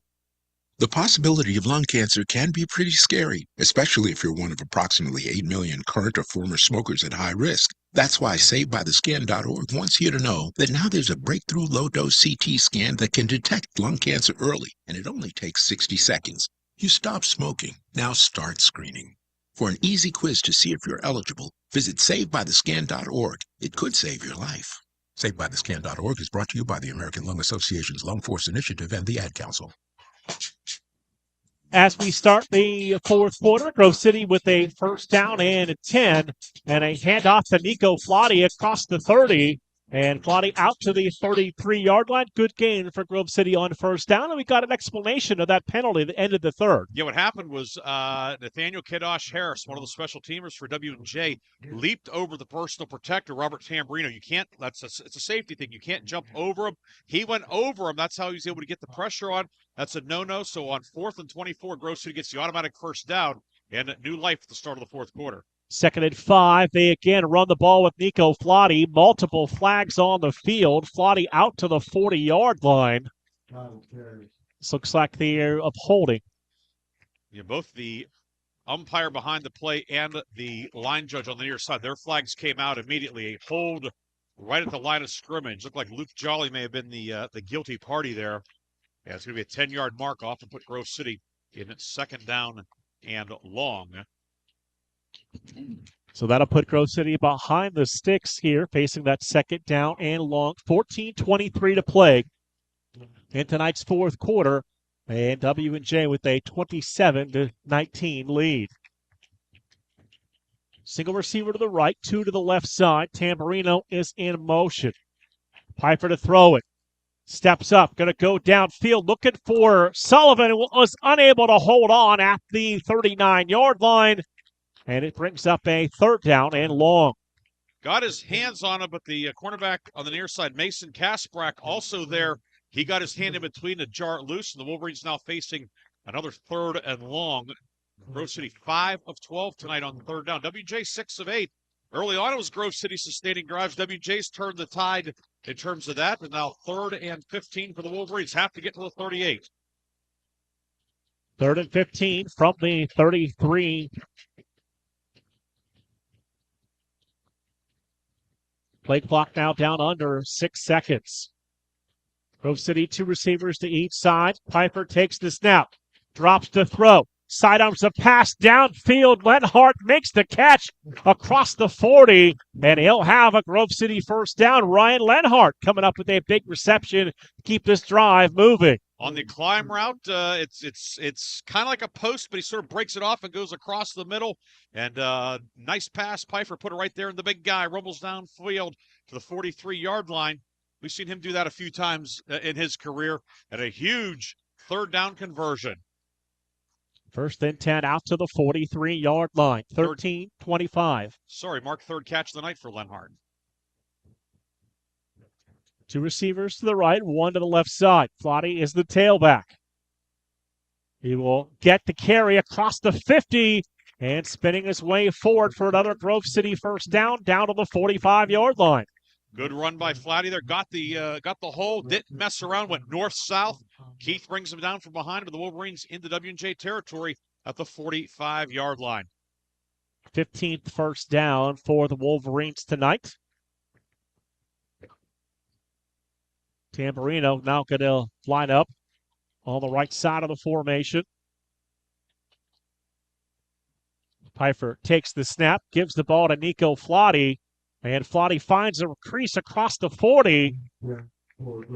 And he's down to about the 36-yard line. And you talked with Coach DiDonato about that 2 weeks ago, where how does he find those gaps sometimes? He just has a way. He just has a knack. And one thing the Wolverines are doing, too, with Ryan Lenhart out there lining up on the slot. You have a 6'4", 250-pound guy in the slot. He's a very effective run blocker. He's big. He's bigger and stronger than the guys he's blocking.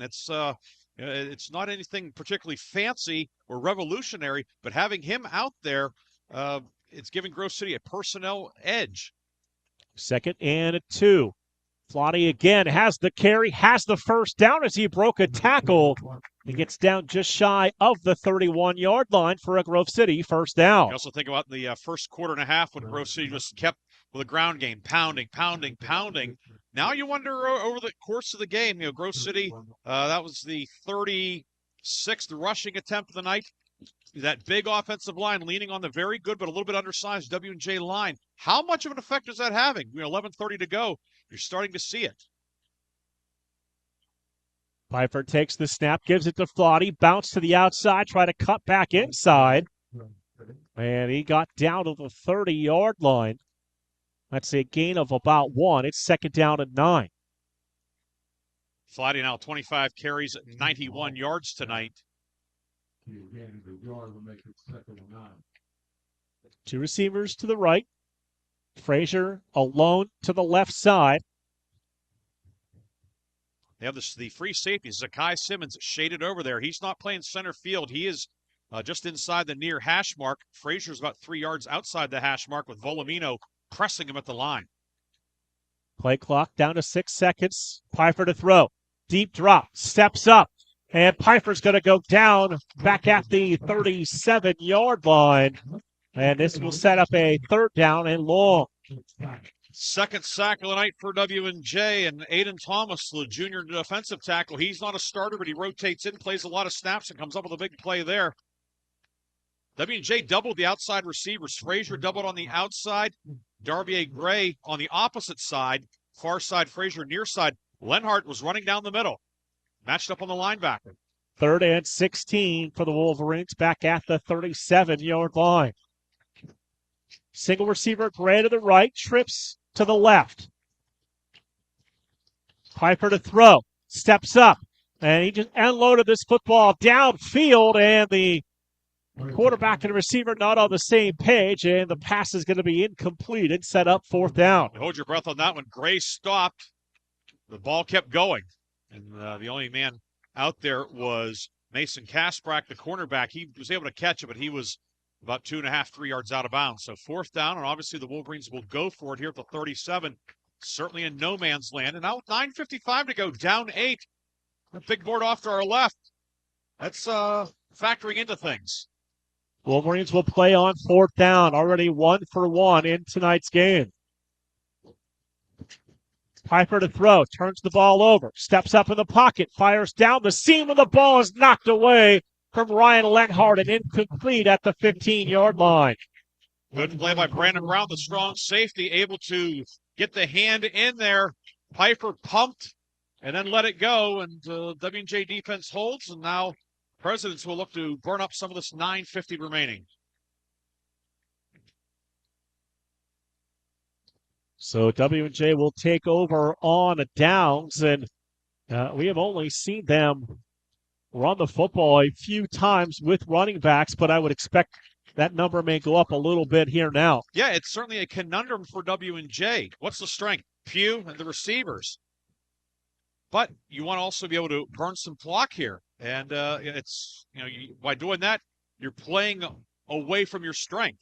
So I think if you're W&J, I think W&J is going to keep the foot on the gas here. I mean, maybe not mash the pedal the whole way down, but still be aggressive and not play conservatively. I think they're going to go for it. Maybe it could be a case here coming out 1st and 10, go play action of some sort. Try to take a shot deep, and then think if nothing else for W&J. Since usable the clock, you can get a field goal, make it a 2-score game. I think that's something W&J certainly would have in mind. But I wouldn't be surprised they take a shot early in this set of downs instead of just going run. So 9:50 to play in this 4th quarter. A 27-19 lead for the Presidents, who've got the football back. So far tonight, W&J able to put up 292 yards of total offense. They've run 50 plays. Grove City 57 for 247.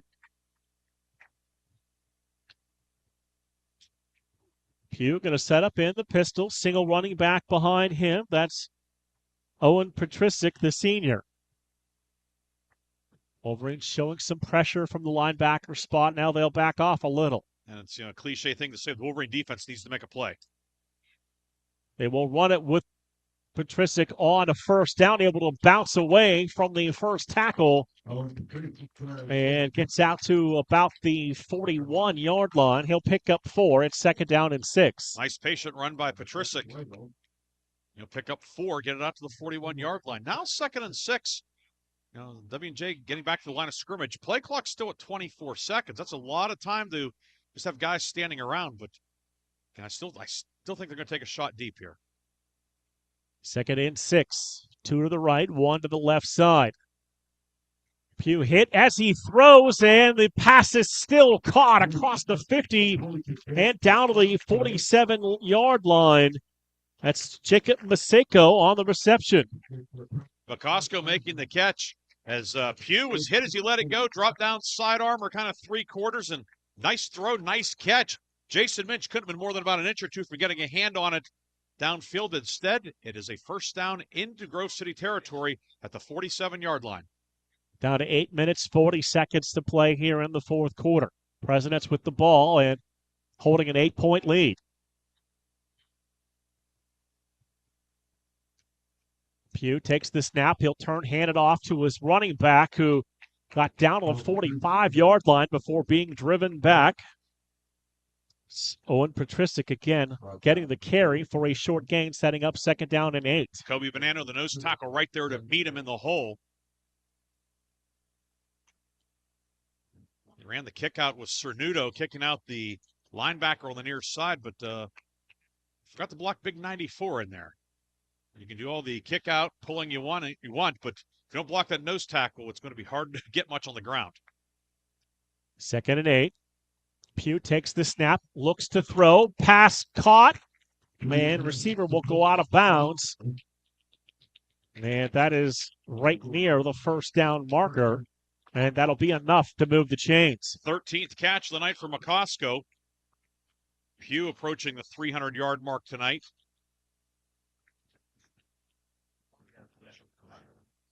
So first down and 10 at the Grove City 37-yard line. Pugh 27 of 41 for about 282. Play clock down to 5 seconds. Pugh going to hand the ball off. Ball's loose. And the ball is loose on the turf. The Wolverines coming out of there thinking they've got the football. Shea Aitken knocked it loose.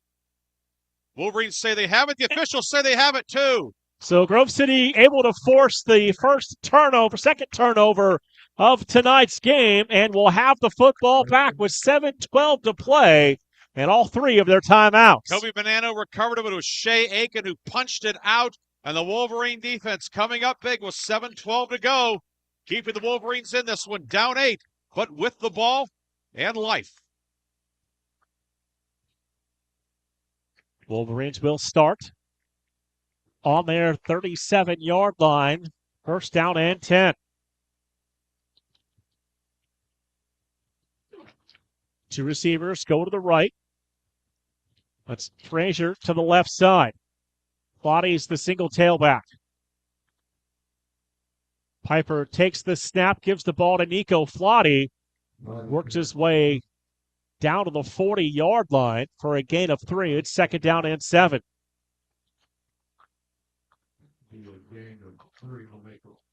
Final score this evening, Case Western defeats Teal by a final of 52-7.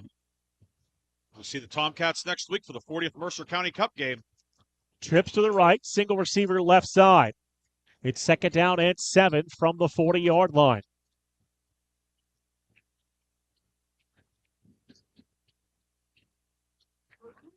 Play clock down to 5 seconds. Pfeiffer takes the snap, goes downfield, passes caught at the 45-yard line.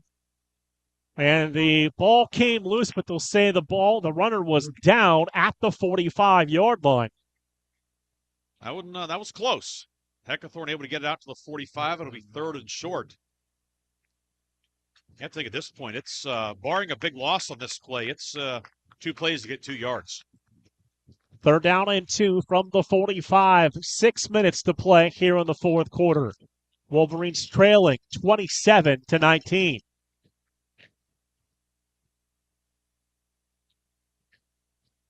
Give the ball to the tailback, and that is going to be a Grove City first down. Needed 2, got 3. And the drive continues for the Wolverines. Nico Flatty said, we don't need 2 plays to get 2 yards. Give me the ball. And he bulls ahead for 3. Grove City's 7th 3rd down conversion of the night, 7 of 15. Grove City's been good on 3rd down. W&J, of course, 6 of 8 on the other side. Grove City came in as one of the top teams defensively in the country on 3rd down, but W&J has certainly sullied that stat. Wolverines, though, right now, the offense, new set of downs just shy of midfield as we approach the 5-minute mark. Flotty's carried it now 27 times tonight. Piper takes the snap, drops to throw.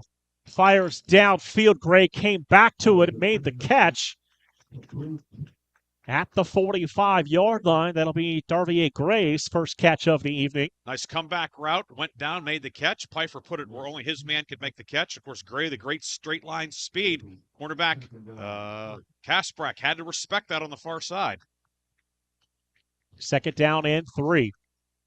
From the President's 45-yard line. Tamburino in motion, will settle in the backfield. They give the ball to Flotty, and Flotty gets about 1.5 yards, and it brings up 3rd down. Keaton Hall, the 5th-year senior inside linebacker, leading the charge. He and Johns, such a really formidable duo inside. They'll give Flotty progress to the 44. It's 3rd and about 1.5 yards. Burnett into the game. Lenhart to the sidelines on 3rd down and less than 2. Piper takes the high snap, gives the ball to Nico Flotti, bounced it outside across the 35 and down to the 33-yard line. Great vision by the senior to bounce that outside for a big gain. Held my breath for a minute. It looked like the Wolverines might have had a hold on Aiden Thomas. Wasn't called. Flatty getting outside of the 33, first down. Back-to-back third down conversions. Wolverines on the move. 3:38 clock rolling. Grove City 3 timeouts. We also have the 2-minute timeout as well. That's certainly something that could factor into tonight's game. Going to give the ball to Flotti again. This time he is bottled up at the line of scrimmage. Might have lost about a half yard. It's 2nd down and 10. Yeah, Keaton Hall on the run blitz that time, throwing right up the gut and meeting Flatty in the hole for, as you said, the modest loss. I think officially it will be called, they will call it a loss of a yard, but 2nd and 11. Down to 3 minutes to play in tonight's fourth quarter. Grove City trailing 27-19.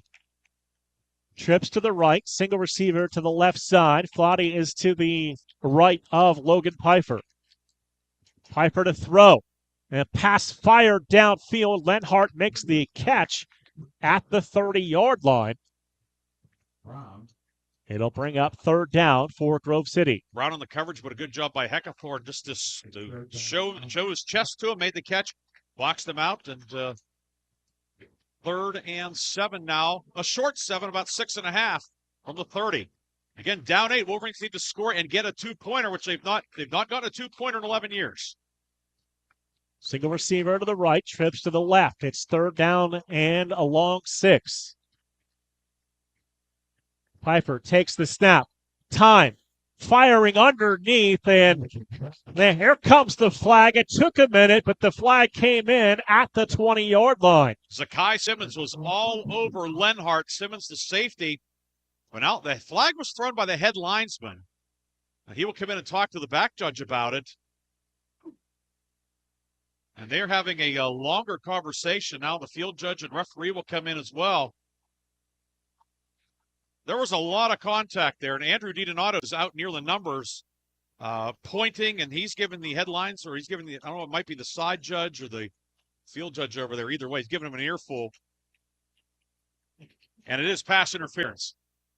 W&J fans don't like it, but it's a penalty. So it's all over him. So it's will a spot foul to the 21, first down. Convert that into a first down for Grove City. 2 minutes, 6 seconds to play. Wolverines can get one more play in before the 2-minute timeout. You certainly don't want to sound like a homer or anything, but it was pretty obvious. One receiver to the right, trips to the left side. Play clock at 10 seconds as they check with the sidelines. Nico Flotti is your tailback. Looks like Frazier's isolated on the near side. Piper looking the other way, looking for Darvier. Gray battling for the football and incomplete with 2:01 to play here in the game. Well thrown ball, but great coverage by Kasprack over there. Got a hand in there to knock it away at the last minute, and it was hanging up there. It looked like Sean Berardino, who was back in pass coverage, listed as a defensive end, more of a stand-up linebacker, and he was perilously close to being able to catch that on the deflection in the end zone. Last play before the 2-minute timeout. 2nd and 10 from the 21-yard line. Gray to the right. It's Heckathorn and Frazier to the left side. They will run the ball with Nico Flotti. And Flotti bottled up right at the line of scrimmage. And it's going to bring up 3rd down after the 2-minute timeout. 1:55 to play here in tonight's game. It is W&J 27, Grove City 19 on the Wolverines Sports Network.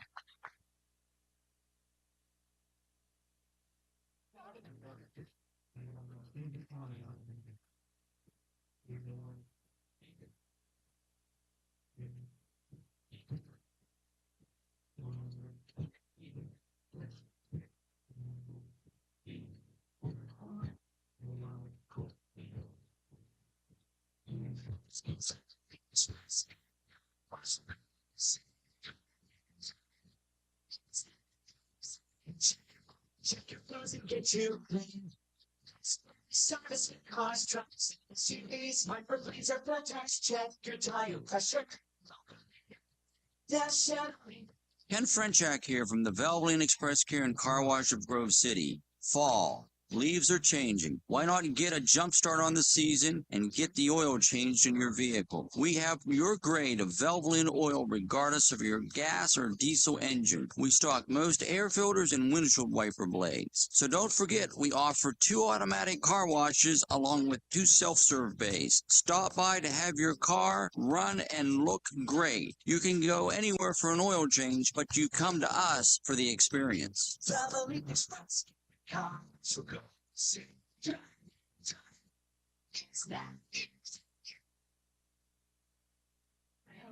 1 minute, 55 seconds to play here in tonight's game. Off the 2-minute timeout, Grove City facing a 3rd down and 10 from the President's 21-yard line. Go all the way back to the first quarter mark. Of course, Grove City missed an extra point. WJ had a field goal or an extra point tip as well. You know, both of those looming pretty big right now with an 8-point game. If Grove City had made it, it's 27-20. WJ had made it. It's a 9-point game. Again, you don't know how things necessarily would play out, but these tight games with these so evenly matched teams, every little thing is magnified. Grove City now 3rd and 10. A couple of 3rd down conversions on the drive already.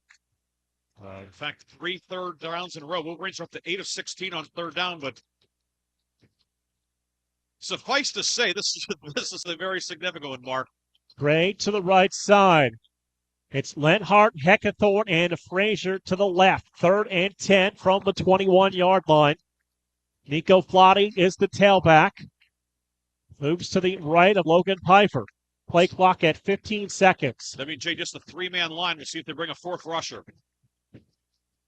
Pfeiffer going to keep it. Quarterback run, and he'll get inside the 20 and down to the 19-yard line. The President stayed home and able to stop that after a short gain. It brings up 4th down. Yeah, essentially, W&J showed 3 linemen, 2 linebackers, a 3-2-6 look. Both linebackers shot through, and they were there to fill the hole, so it's 4th down. Again, Grove City all 3 timeouts, so this is not the ball game, but Pfeiffer to throw it on 4th down. Fires downfield. And that pass is incomplete on 4th down. Gray looking for a flag, but there is none.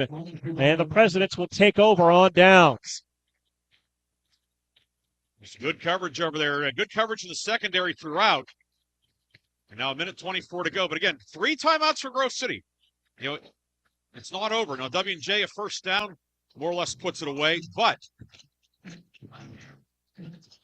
it's it's going to be up to the Wolverine defense. They've made forced a couple of turnovers here. W&J ball carriers going to be 2 hands on the ball. Grove City's going to be first guy. Get in there, 2nd, 3rd, 4th guy. Start pulling, swatting, tugging on it. See what you can do. So 1st and 10 for the Presidents from the 19-yard line. They give the ball to DeRosa, trying to sweep to the outside. He's going to be knocked down right near the line of scrimmage. And Grove City right away will burn that first time out. Yeah, a slow developing play, but if you're W&J, you're okay with that because it uses up an extra second or 2. And every second so critical here as W&J now will have 2nd down. And it's going to be about 2nd and 10. No gain on that play. Maybe half a yard. W&J still with the 2 timeouts as well, should they need to take a timeout to get out of a play they don't like. But Wolverine defense has been stout against the run. They're going to have to be stout against the run here these next couple of plays.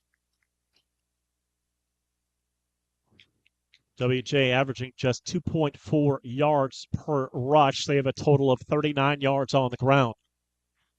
But 279 through the air.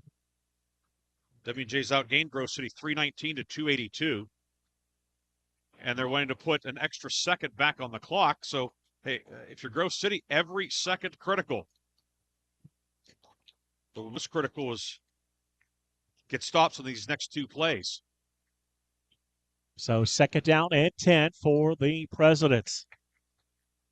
Again, DeRosa remains the tailback with Jake Pugh. Give it to DeRosa again, this time able to push the pile all the way out to the 29-yard line. That's going to be about a yard shy of a first down.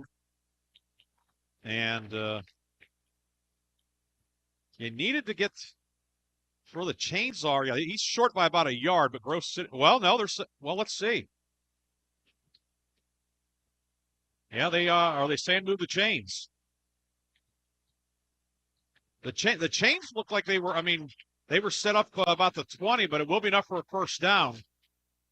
And that's probably going to do it. Grove City taking its second timeout with 1:10 to go.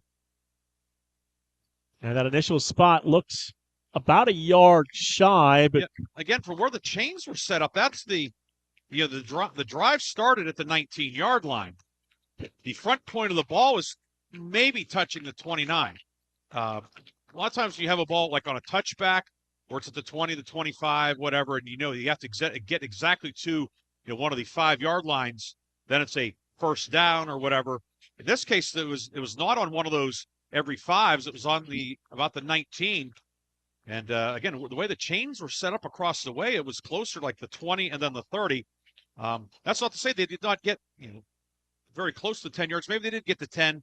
Either way, it's W&J likely able to kneel this one out. In a critical spot like that, you might have expected them to bring the chains out. Yeah, that's the thing you do. At least you ask for the measurement. President's going to bring everyone in tight, and Pugh's just going to take a knee, and the clock will run now under a minute to play here in the fourth quarter.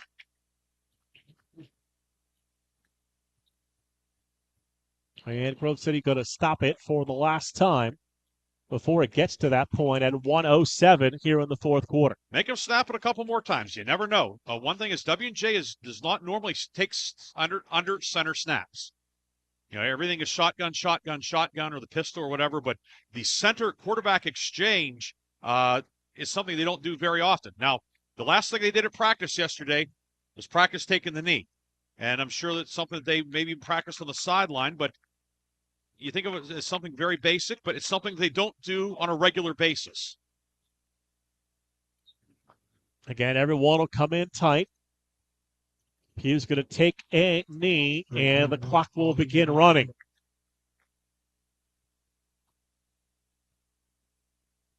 Now go under a minute to play here in the fourth quarter. It's going to be third down for the Presidents. The Wolverines cannot stop the clock.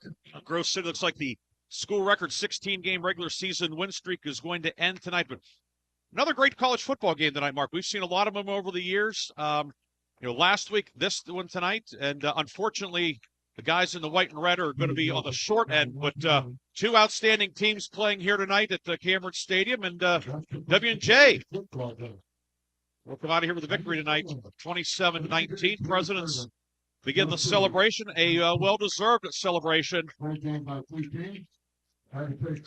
W&J will go to 6-1 in the league. Grove City now 5-1 in the President's Athletic Conference. And Case Western now all alone in first place. 4 teams behind them with 1 loss. This next 4 or 5 weeks is going to be a heck of a horse race in the President's Athletic Conference. It definitely is. A lot of big matchups still to be played as the final seconds have come off the clock. And the Presidents have defeated the Wolverines 27-19 here this afternoon at Cameron Stadium. We will take a break. When we come back, we'll begin the post-game show. That is coming up next here on the Wolverines Sports Network. I'm Sally, a volunteer at United Way. I'm asking people around the neighborhood what they think this place needs. Excuse me, hi. What do you think this place needs? I'd like to see more parking. More playgrounds. Free movies. Oh, that's easy. Better restaurants. And you, what do you think this place needs? This place? Oh, more ice cream trucks. Okay. How about you? Wi-Fi everywhere? I was thinking more money in the pockets of local families come tax time. Can I change my answer? I was just kidding about the ice cream. Oh, that's way better. Now that you mention it. When it comes to getting better tax refunds into the hands of local families, what this place needs is you. To donate or volunteer, go to unitedway.org. Because great things happen when we live united. Brought to you by United Way and the Ad Council. This is the news. This morning, we are saluting the 2.2 million women who have joined in the war effort. They now make up 37% of the workforce, changing their role forever. The prestigious Harvard Medical School is breaking ground today, opening its doors to new female applicants. Today, little girls all over the world look to the sky, where the first woman is now in space. Military stereotypes are challenged today with the trailblazing promotion of a U.S. female officer to 4-star general. It was just announced that the vast majority of last year's doctorate degrees were earned by women. We've come so far, but our news is changing for the worse. More women die from heart disease and stroke than men, even though it can be prevented. Make a change at GoRedForWomen.org today. Brought to you by the Ad Council and the American Heart Association's Go Red for Women. Chris, can you put the video game controller down for a second? I can talk and play. Oh, I'm totally annihilating this punk kid in Nebraska. I just feel like you're not acting like a grown-up in our relationship. Am too. Well, you still ride your skateboard to work, there's the comic book collection, the race car bed. Look, I'm young at heart, but I put money into my 401k every paycheck. I picked up a few savings tips at feedthepig.org. I have control of my financial life now, and that feels pretty grown up. Put away a few bucks, feel like $1,000,000. Putting some money from every paycheck into a savings account or contributing to your 401k can make a big difference later. For free ideas and easy tips on ways to save, go to feedthepig.org. That's feedthepig.org. So, I bet I look like a grown-up to you now. Well, except for the footy pajamas, I'd have to agree. This message brought to you by the American Institute of Certified Public Accountants and the Ad Council.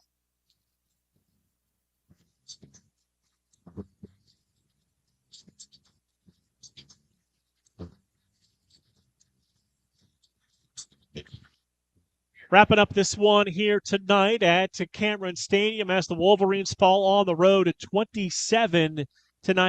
And it's a tough game every time you play in the President's Athletic Conference, especially amongst the elite teams. Yeah, and this was a heck of a college football game. And when you have two great teams playing, one's going to win, one's going to lose. And tonight, W&J, it was a case of making a few more plays and a couple fewer mistakes. You think of a couple penalties for the Wolverines, things of that sort. Third downs, W&J 6 of 9. Grove City won the time of possession, but W&J was able to control the clock when it needed to control the clock. Again, the time of possession doesn't necessarily tell the entire story of what W&J was able to do. Great job by McCosco and Peduzzi, the W&J receivers, but the MVPs tonight for W&J. And again, when they do the Player of the Week stuff, you'll see Pugh's name or McCosco or Peduzzi, and they were terrific. They certainly were. But the offensive line for W&J, Cullen the center, Adam Kazera, Braden Penwell the guards, Elijah Staub, Michael Roginski the tackles, and then Zach Cernuto, Raymond Holmes the fullbacks. They are the reason that W&J won tonight. They kept Pugh upright, limited pressure on Pugh from a really, really good Grove City defense and pass rush. They were able to give their guy time. He made the passes. The receivers made the catches. And W&J, a hard-fought win tonight in a game. You look at the stats, relatively even. But penalties, Grove City 8 for 75 yards, W&J 4 for 44. You think of hurt field position a little bit, helped W&J's field position at times. Again, it's a disappointing loss because it's a loss against a team that you're in the same weight class as, that you're battling for the conference title with. But a few weeks ago, W&J was here, lost to CMU. Grove City got CMU last week. Now there's a lot of football left in the PAC. Case Western undefeated right now, but Case still has to play the other four big boys yet coming down the stretch. Westminster with one loss. Coach Benzel has a really stout team over in New Wilmington. We'll see them in Week 11. That game could have a lot riding on it. Hopefully it does. But tonight, hey, hats off to W&J and Coach Mike Sirianni. Some of the talk around here was, when's W&J going to win a big game? W&J won a big game tonight, and their senior quarterback, the veteran receivers, and that offensive line are a big reason why. Grove City will regroup. The sun's going to come up tomorrow. Get ready for Teal next week. A lot of football left. Still a chance for the Wolverines to do a lot of special things, including defending that conference title and going back to the playoffs. Again, it's going to take regrouping, cleaning up some things. Yeah, tough one tonight. But again, it was more so what W&J did do as opposed to what Grove City did not do. And one of the things we talked about on the way down here was the fact that the playoff field has been expanded. So there is a potential opportunity for more than one team from this conference to make it to the D3 tournament. Yes, certainly. You figure, Grove City and W&J could both be 9-1 at the end of the season. Both have to wins. You beat some more very good teams. That's certainly something that is in the be possible. Carnegie Mellon only one loss. Of course, Case with no losses. Somebody's going to have to beat Case Western Reserve. Otherwise, they're going to be holding the trophy in mid-November. And again, they have a very rugged schedule in the second half upcoming. It's 9-1. You very good chance of getting in with the 8 additional at-large berths this year. Again, the flip side is the margin for error is pretty much gone.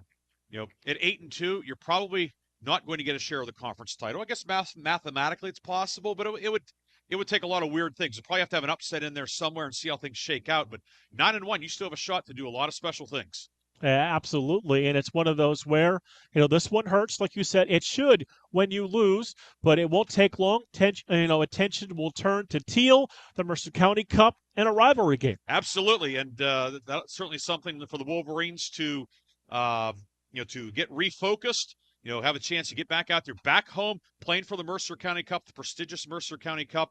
And, it's going to sting. It's going to be a long ride home tonight, but it's, more so because, again, what W&J did. W&J made a few more plays over the course of 60 minutes. Hats off to them. Great football team. Grove City is a great football team. When you have great teams playing, what do you get? It sounds like John Madden. When great teams play, it's great football. This was a great game tonight. As Grove City folks, the result wasn't great, but when you just look at it, big picture, if you were just listening or tuning in or in attendance tonight, this is you'd be hard pressed to find really a better Division III football game in terms of the intensity, the preparation, the execution, the physicality, the X and O back and forth, all of those things, all that on display. And tonight it's W&J able to get a couple stops in the fourth quarter to get the win. And and the respect that you hear from these two programs about each other, it just kind of takes that up a notch. It certainly does. There's a lot of respect between the programs. Of course, it's a 12-month thing. And with recruiting, W&J recruits Western Pennsylvania a lot, as does Grove City or Eastern Ohio or elsewhere. So there's always from the recruiting standpoint, you look down there. Okay. Jacob McCosco for W&J had a great night. He's standing down there talking to Logan Pfeiffer and Anthony Brunette. Played in high school with him at Peters Township. You have guys that were at rival high schools on the same teams, guys from the same high schools on opposing sides now. So that adds everything. That just kind of, if you think about it from a factorial standpoint, adds more and more to it. And, W&J has been a preeminent program for the last 4 decades. Grove City over the last handful of years has made that ascension to be in the same class as a W&J. And you think last year's game, terrific game, Grove City wins by a touchdown. This year, terrific game, W&J wins by a touchdown. I mean, that's what the Grove City W&J series has become. It's exciting. It's fun to be part of.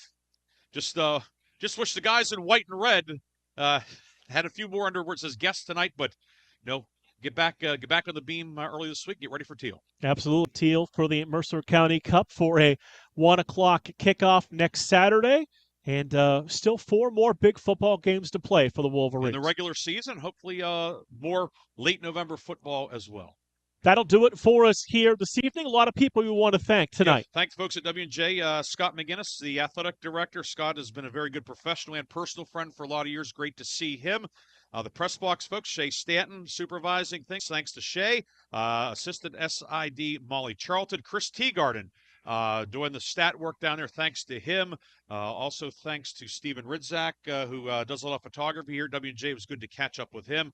We appreciate all of their efforts. Thanks to Grove City Athletic Director Todd Gibson for all of his support with everything we do with the Wolverines Sports Network. And Mark, thanks to you. Another great job tonight. And we'll be back together. I'm not sure when we'll be reunited. Hopefully for the Westminster game in mid-November. In a couple weeks, our friends, you and Jim Craven from Western Reserve Radio will be making the trip to Waynesburg University.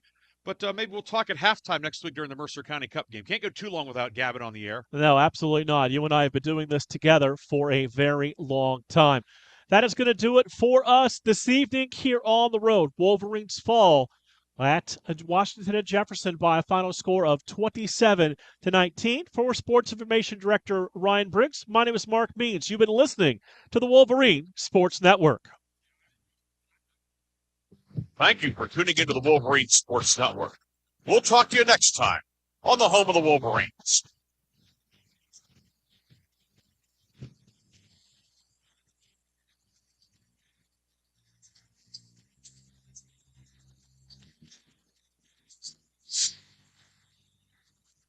You're listening to Western Reserve Radio at westernreserveradio.com on the Live 365 network and the Live 365 app.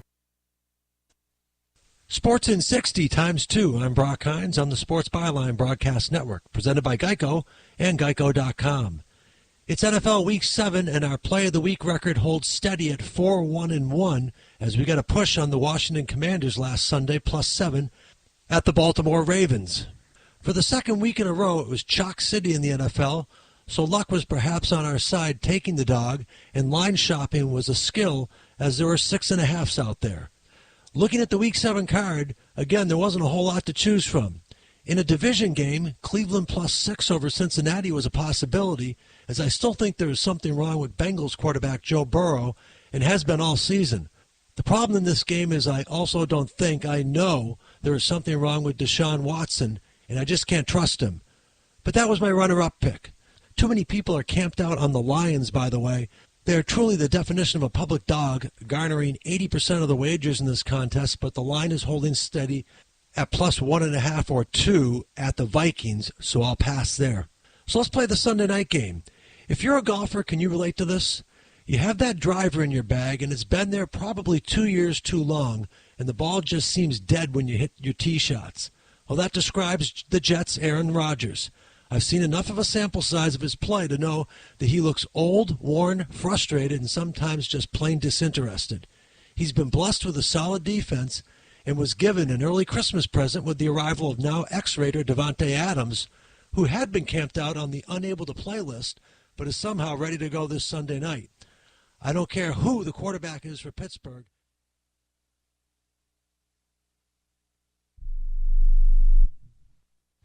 Are you truly committed to feeling better? I mean, absolutely feeling your best? What's the key?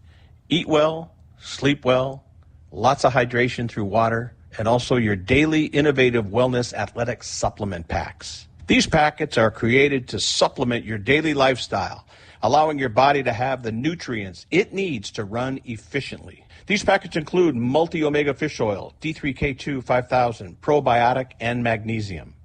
It's nearly impossible to get all the nutrients our body requires to run efficiently on a regular basis from our food alone. Taking this daily packet will leave you feeling more energetic and more vibrant. Your brain body will be able to detoxify more efficiently, which naturally reduces inflammation. Find out today. InnovativeWellness.Center. InnovativeWellness.Center. And use the code SPORTS Overnight America. Sports Weekend with Marty Terrell, presented by Innovative Wellness. InnovativeWellness.Center. Here's Marty Terrell on the Sports Byline USA Broadcast Network. All right, talking the world of sports, third and final hour. All eyes on Cleveland baseball-wise. The Guardians making a little noise in the, let's see if they're, we're in the bottom of the third, I should say. 1-0. Nailers combined. Bo Naylor doubled home brother Josh, and now